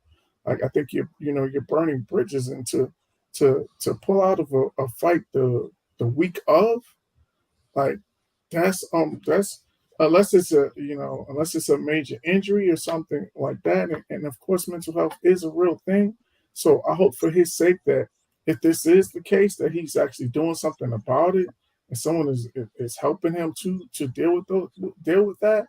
But it's just bad all around, and I just hate to say it, that his days of being able to get televised fights, I think they're over with. No, I will. I know he has a deal with Showtime, so they might be obligated by contract to keep scheduling him. The press, the funding, the sponsorship, all that, I think those days are gone. I think his best bet is celebrity style boxing. I think he definitely has the talent. He has the brash ego. He has the flair. Excuse me, to sell a fight. I believe he could sell him and McGregor fight. I think there would be lead up to it just because of the trash talk. But do I think he'll be taken seriously in the era of boxers that he was in, the way I think he was on target to be? No. I think that ship has sailed. He came up. He was a little bit ahead. He was the bigger brother of Gervonta Davis, but he was supposed to be that. And he just wasn't. And he fought some big competition and he lost. And he never adjusted, similar to Deontay Wilder, who we talked about last week, his style. At some point, you either got to knock people out or you got to throw more punches. And he stopped knocking people out and he wasn't throwing punches. And he was just losing on points. So it's unfortunate. It's sad to see. And then you really, if the mental health thing is real, and let's assume it is, if you don't have boxing, you don't have that fame, you don't have that celebrity, which by all accounts he's enjoyed, I think then it really gets dangerous. So I don't know what his circle looks like, but I believe he has some kids. So hopefully he can get around the right people. Yeah, I'm pretty sure. And work it out for himself. 7 kids. God, dog. It's a lot of children. You said what? 7 kids, according to this, what I just read. And he signed his deal with Mayweather Promotions. It was a 5-fight, $50 million deal in 2018. So maybe that's why they were trying to finish this off to get his fights. How many fights he had since then? That's what I'm saying. That's probably what it is. Was that they owed him this? That's what I'm saying. I think they gotta put him out there. Yeah. So don't put him out there. He's done. He got to come back with a different attitude, different diet, different. He got to come back a different AB. And if he's not looking to come back as a different AB and looking to learn from his mistakes, because he only got a short amount of time left in his boxing career left if he decides to step back into the ring, anything in that nature. And he's gonna have to show promoters and sponsors that he's serious again. You know what I mean? And as of right now, I don't think nobody can take him serious. I don't even think opponents will want to fight him. And if they do, they probably would just look at it as a sparring match. They probably wouldn't take AB serious no more. So you mentioned that, and I was pulling up some stuff, and I missed this when I initially read his quote. He said after the 4 different weight classes, and if I never lace up a pair of gloves again, I feel it's safe to say I will be inducted into the Boxing Hall of Fame. I don't follow the Hall of Fame entrance as closely as I do some of the other sports, so I don't know how easy it is to get in. But I got to tell you, 4 division champ sounds great, and it is great. But I don't know if you can look at his career and say he's a Hall of Famer. Like, right. I don't have a signature moment. I don't have a signature win. Like, I don't know how you get in. Remember the last time he fought that. Yeah, I have to think about that. I don't even know. When was the last time he fought? When was that Kane? Last February. And he probably should have lost that fight. He won it, but I probably would have had him losing it. That was popularity. That was just popularity.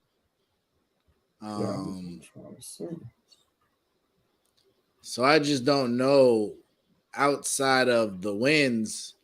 And had he beat maybe some of his better competition, Maidana, Pacquiao. Yeah, all of the big fights he lost.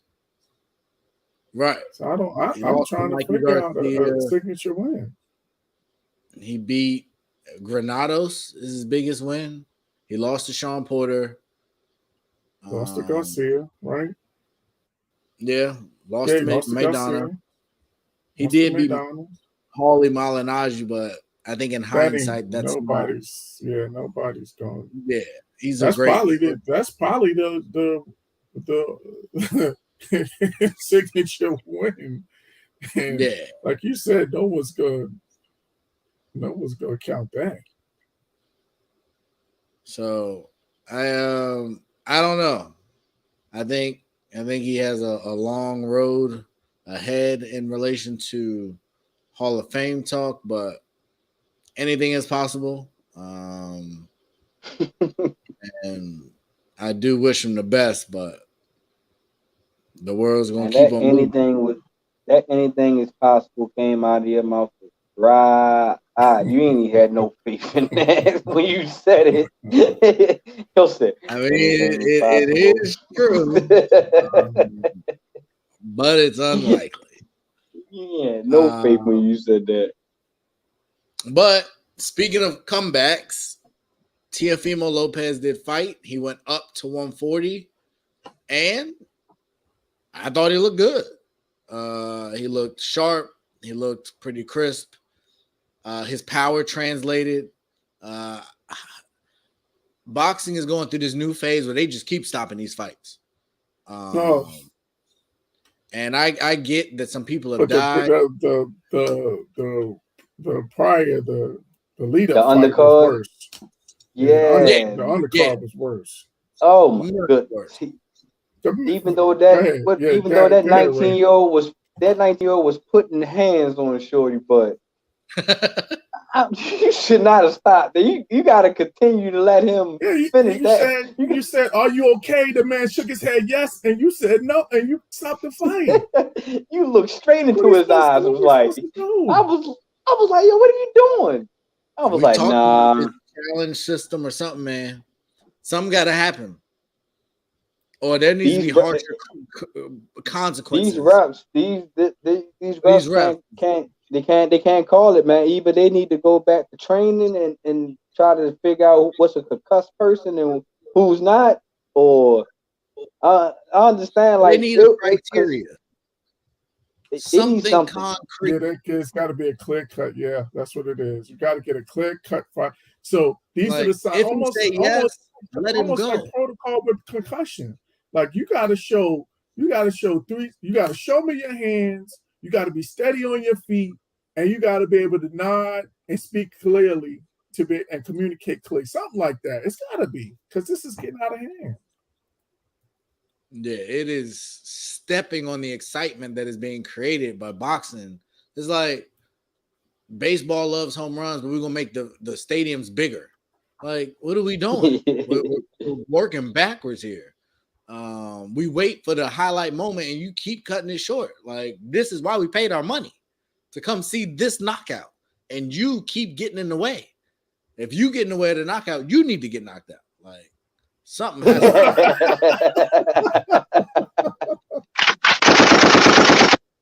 This stuff's infuriating. And just honestly, I'm shocked that none of these fighters is jumping on these referees' tail, man, because you stopping it so early. Like, now, let me be clear. We talked earlier about youth sports and how referees are being attacked.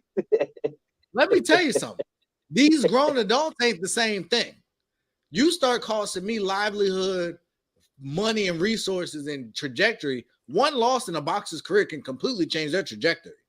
And if you stop in some fight early, especially I've seen the fight stop with like 1 second left in the round, just some absent-mindedness. Like, you got to be more cognizant of the situation and the moment. Right. And if you are failing, then you might got to square up, because this is getting ridiculous.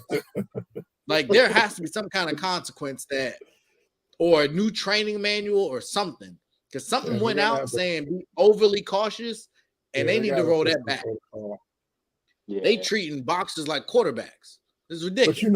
But you know what though, Ray? I think that's what it is that they are so, I think the whole concussion thing and the whole brain damage thing, I think we're now that it's so hypersensitive now that they're being super proactive. I think they might be getting in this. This might be coming from these commissions that they're telling these referees to be more proactive with this. That's the only thing I could think of.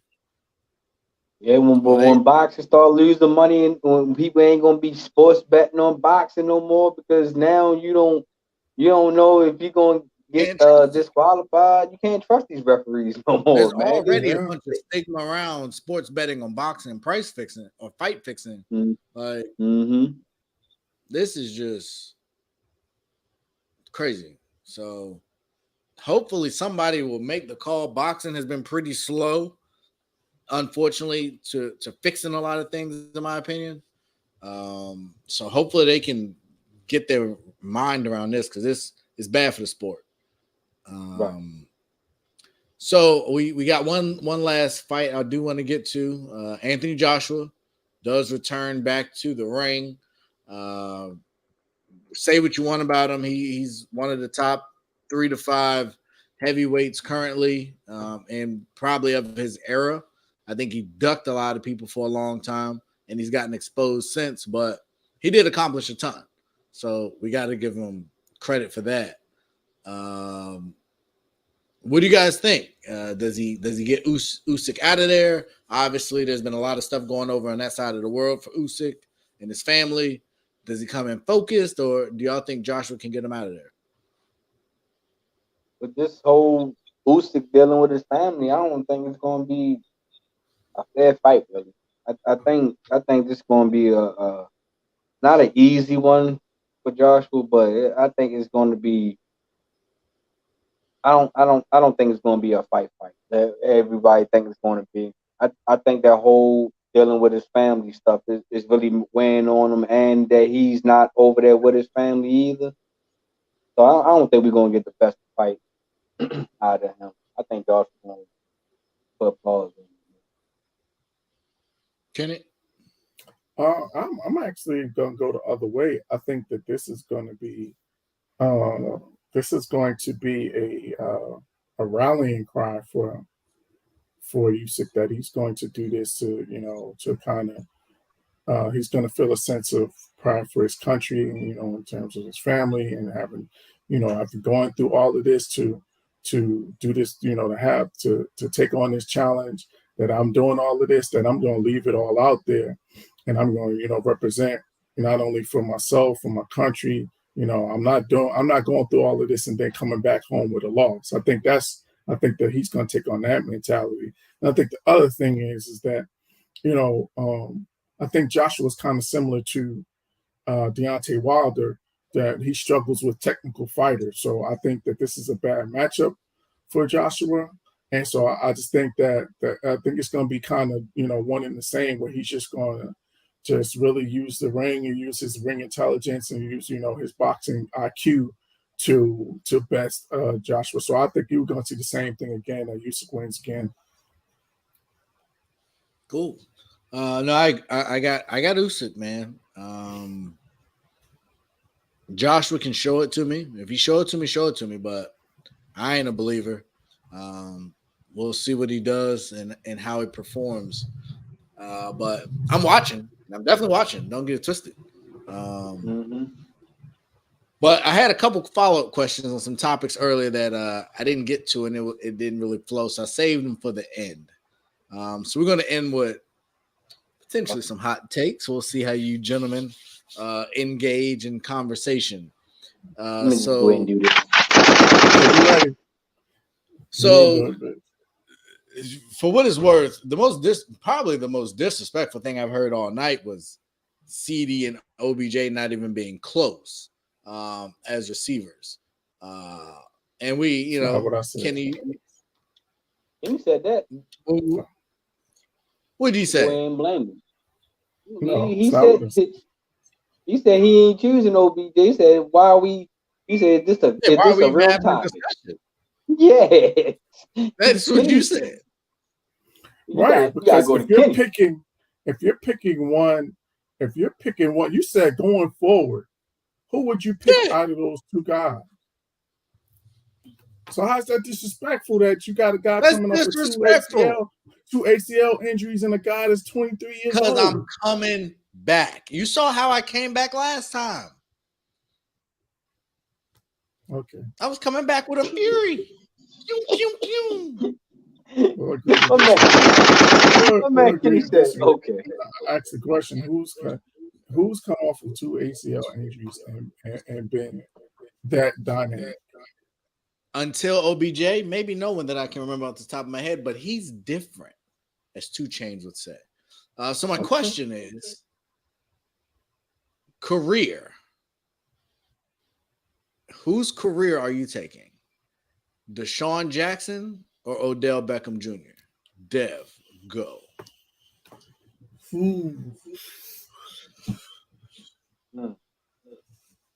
Yeah. That is. It's like think I'm going to go. I want to go with Deshaun Jackson, but the only thing that holds OBJ over Deshaun, in my opinion, is that Super Bowl ring. Because Deshaun Jackson had one hell of an electrifying career. He was most definitely. He didn't get one that Tampa year. No, he wasn't on that team. No, I Okay. think he was on that Vegas team. He didn't get one though. He got one. He got the Rams. He got one with the Rams. From last year? Yeah, I guess he gets one because he was on the team. Oh, you know what? He was on the beginning of the year. He was on that. Then they traded him. Yeah, so they up. I mean, okay, well, I'm going with Deshaun Jackson then. I'm gonna go ahead and go right out with my man D-Jack. I got your back. Deshaun Jackson had one hell of an electrifying career because everybody thought he was just a punt returner. Once he came and found his niche with Donovan, did he play? He played with Donovan. He played with Donovan, right? Him and Vic.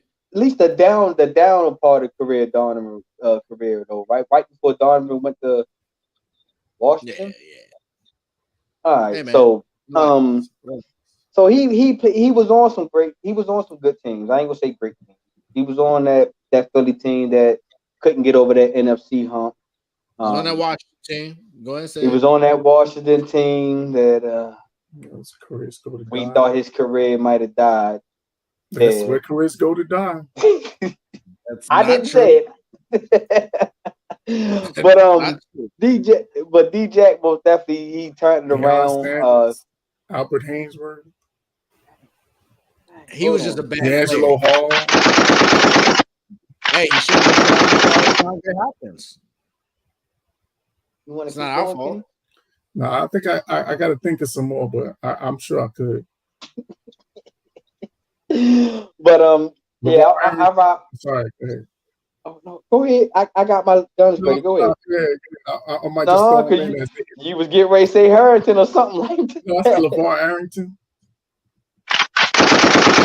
We drafted him. He didn't come here and die. We drafted him. It's not the same. Same difference. Said he died down there. Where careers go to die. Same difference. But go ahead. But yeah, I'm gonna go with DJ. I think he had a. The thing about it is, I don't know if I can give him a gold jacket career. I don't think he put enough stats up to actually give him that gold jacket. But if his name come back in that second or third ballot, I say throw him in there, coach. All right. But I take DJ. What you gonna do, Ken? Yeah, I think if you're going on productivity, I think you got to go with D-Jax. Because this is 15 years in the league. This is I was just looking at his stats. I was trying to see where he was all time. But yeah, I just think off of longevity and also being able to, although he's had his nicks and bruises throughout the years, he hasn't had the major injuries that OBJ has had, because this is now his second ACL, but before that he had a broken ankle. So this has been just a series of major injuries that OBJ has gone through, and I'm almost tempted to say that he might fall into that category of the guy that we'll talk about is the what if, kind of similar to how we talked about in the NBA, guys like Grant Hill and Penny Hardaway, think guys like that who came in and started out really strong and then went through some serious injuries and they were never the same player. So I'm almost afraid that he's going to wind up falling into that category. So I'm going to go with D-Jax just off of longevity and being able to put up numbers and be healthy for the majority of his career.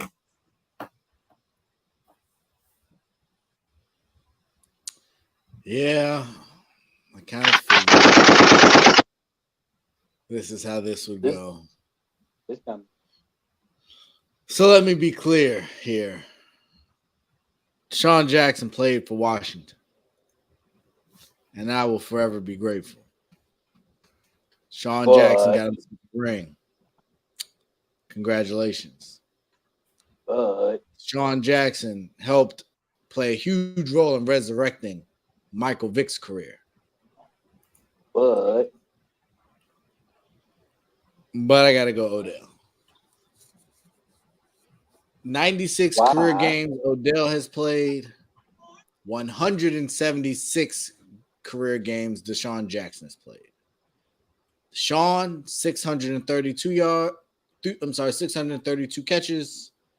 Odell, 531. About 100 less and about 80 less games. Touchdowns. That's what it's all about, putting the ball in the end zone. Odell, 56. DeSean, 58. DeSean is going to have the yards by about 4,000, a little under 4,000. Both got 3 Pro Bowls, but as we touched on, one's played a lot longer. And Odell does have those Rookie of the Years, or that Rookie of the Year, rather. So, Odell still has time to build his resume. I pray he can get back and stay healthy. But DeSean's pretty much tapped out. I think we may not see him on the field again. I do not think that will be the case for Odell. And given the catches and touchdowns and the impact of the catch, the greatest catch we've ever seen, I would rather have Odell's career. If I had to sit back, I would take that career. What about Deshaun Watson when he shut Dallas down with that punt return? He beat the Giants. You said that was who? That was the Giants. No, it was electric. Don't get it twisted. I ain't calling Deshaun no bum now. I like right. Team All right, now what if this? What if more electric out of two? Electric. I'm going Jackson. His deep ball touchdown. What he was on pace to set that record. That punt returns too. So yeah. I think Odell's the better overall receiver, route runner, hands, but electric game changer. D Jackson, that Dante Hall, Devin Hester conversation. To put Tyreek Hill in that conversation at this point too, but those guys are just different. So my next question is: we talked about the NBA Christmas, and we all pretty much agreed the Nets are going to roll out a super formidable lineup more than likely. Did the NBA miss it by not putting them in a Christmas Day game? I'll start with you, Dev. Say it again. Did the NBA blow it by not having the Brooklyn Nets playing on Christmas? And if you needed a New York team, maybe that was the right New York team. But I don't think they blew it. Brooklyn's just a bunch of mess right now. Why are we going to try to ungift some box of coals for? You know what I mean? The same people that told me last episode we love negativity. That's a great storyline. It's a great storyline. Well, nobody don't want to see that on Christmas Day, right? Not on Christmas Day, right? Nobody don't want to hear about. Nobody don't want to hear KD say Sean Marks and Steve Nash need to be fired, especially if they ain't in the winning column. You know, and got a good, nice win streak going on. And nah, man, not on Christmas Day, man. Let Brooklyn figure out what they're gonna be. This is a tragedy, but I will let you go, Kenny.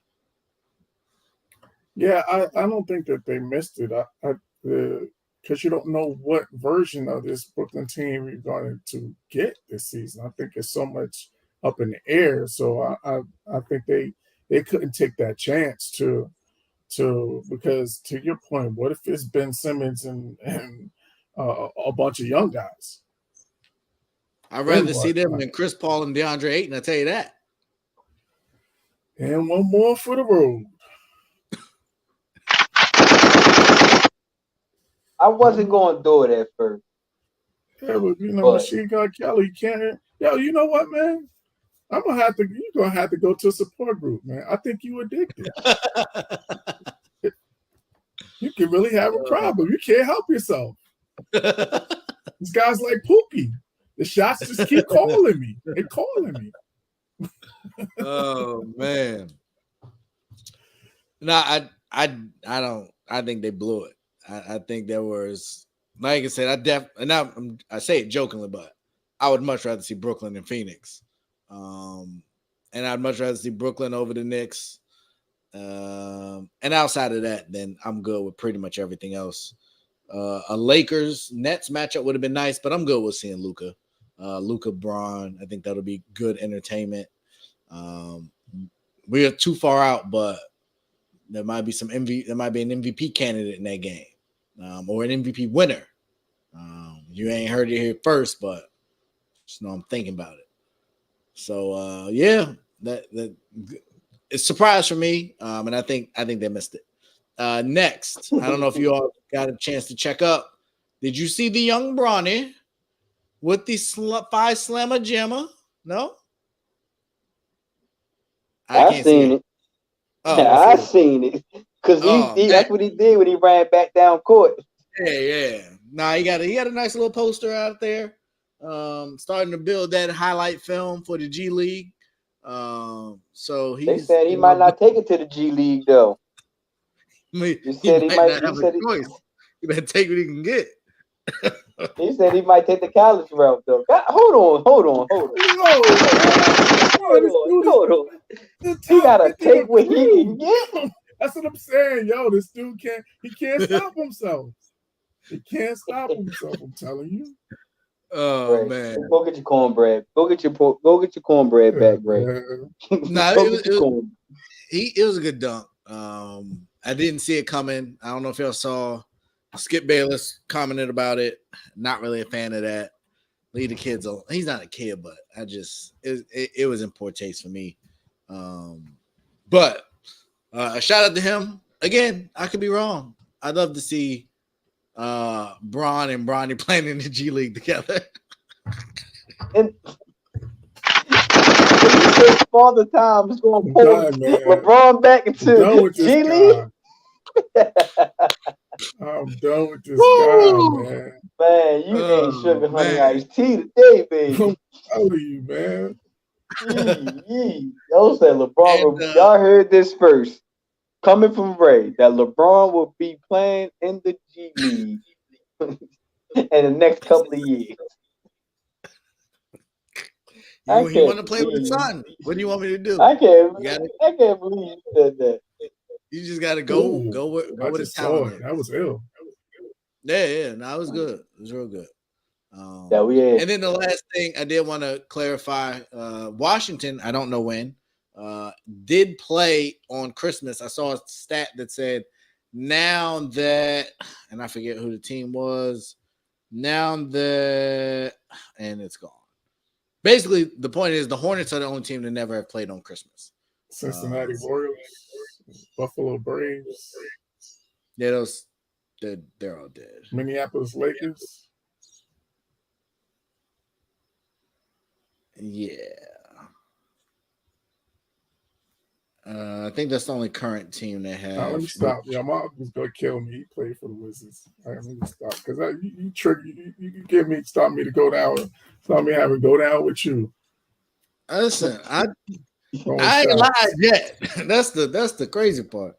I ain't lied yet. He can play D in the League. Get some chase down blocks or something. No, for real though, Bronny, he's gonna. I think he's going to go to college and be a one and try to be a one and done. Because again, he's top 50. He's a top 50 recruit. No, I was just gonna say he's top. He is considered to be a high level recruit. So I think he's going to want to go. I think he's going to go the college route. If not, then it'll definitely be Team Ignite. Yeah, they saying like UCLA and USC is like the top two teams that's trying to go for Bronny if you do take that college road. And just to give you guys an update, Jimmy Butler still has long hair. I'm watching a video about Chris Brickley. The sister hair there. But Future from 8 Mile. Well played. But yeah, fellas, it's been a pleasure as always. We'll be interested to see. I'm guessing there's probably more games on next Thursday, maybe some better matchups. We didn't get into the Baker Sam Darnold hot competition that they have going on in Carolina. McCaffrey's going to be out most of. The only thing that's hot down there is the weather. Nah, that's a good competition. I think it's entertaining. And then we can follow up if we haven't seen, because that boy Trey Lance showed up, and maybe I was wrong, but maybe I wasn't. I thought you said you was never wrong. I said maybe, but I'm usually not. So we'll see. We're gonna go with you. Was wrong when you picked Boston. That was it. That's it. That's all y'all gonna hang me by is Boston. Golden and State. I told y'all. We're gonna hang you when Aiden score. We're gonna hang you when Aiden score over 9 points. We're gonna get you, buddy. Need to be concerned. Yeah. I got to do 60. Nah, I didn't think I was concerned in the Memphis series. Did I say that? Was I worried? I think I always pretty picked sure them. He was worried. Yeah, they famous for taking games off. Oh no, yeah, they did do that.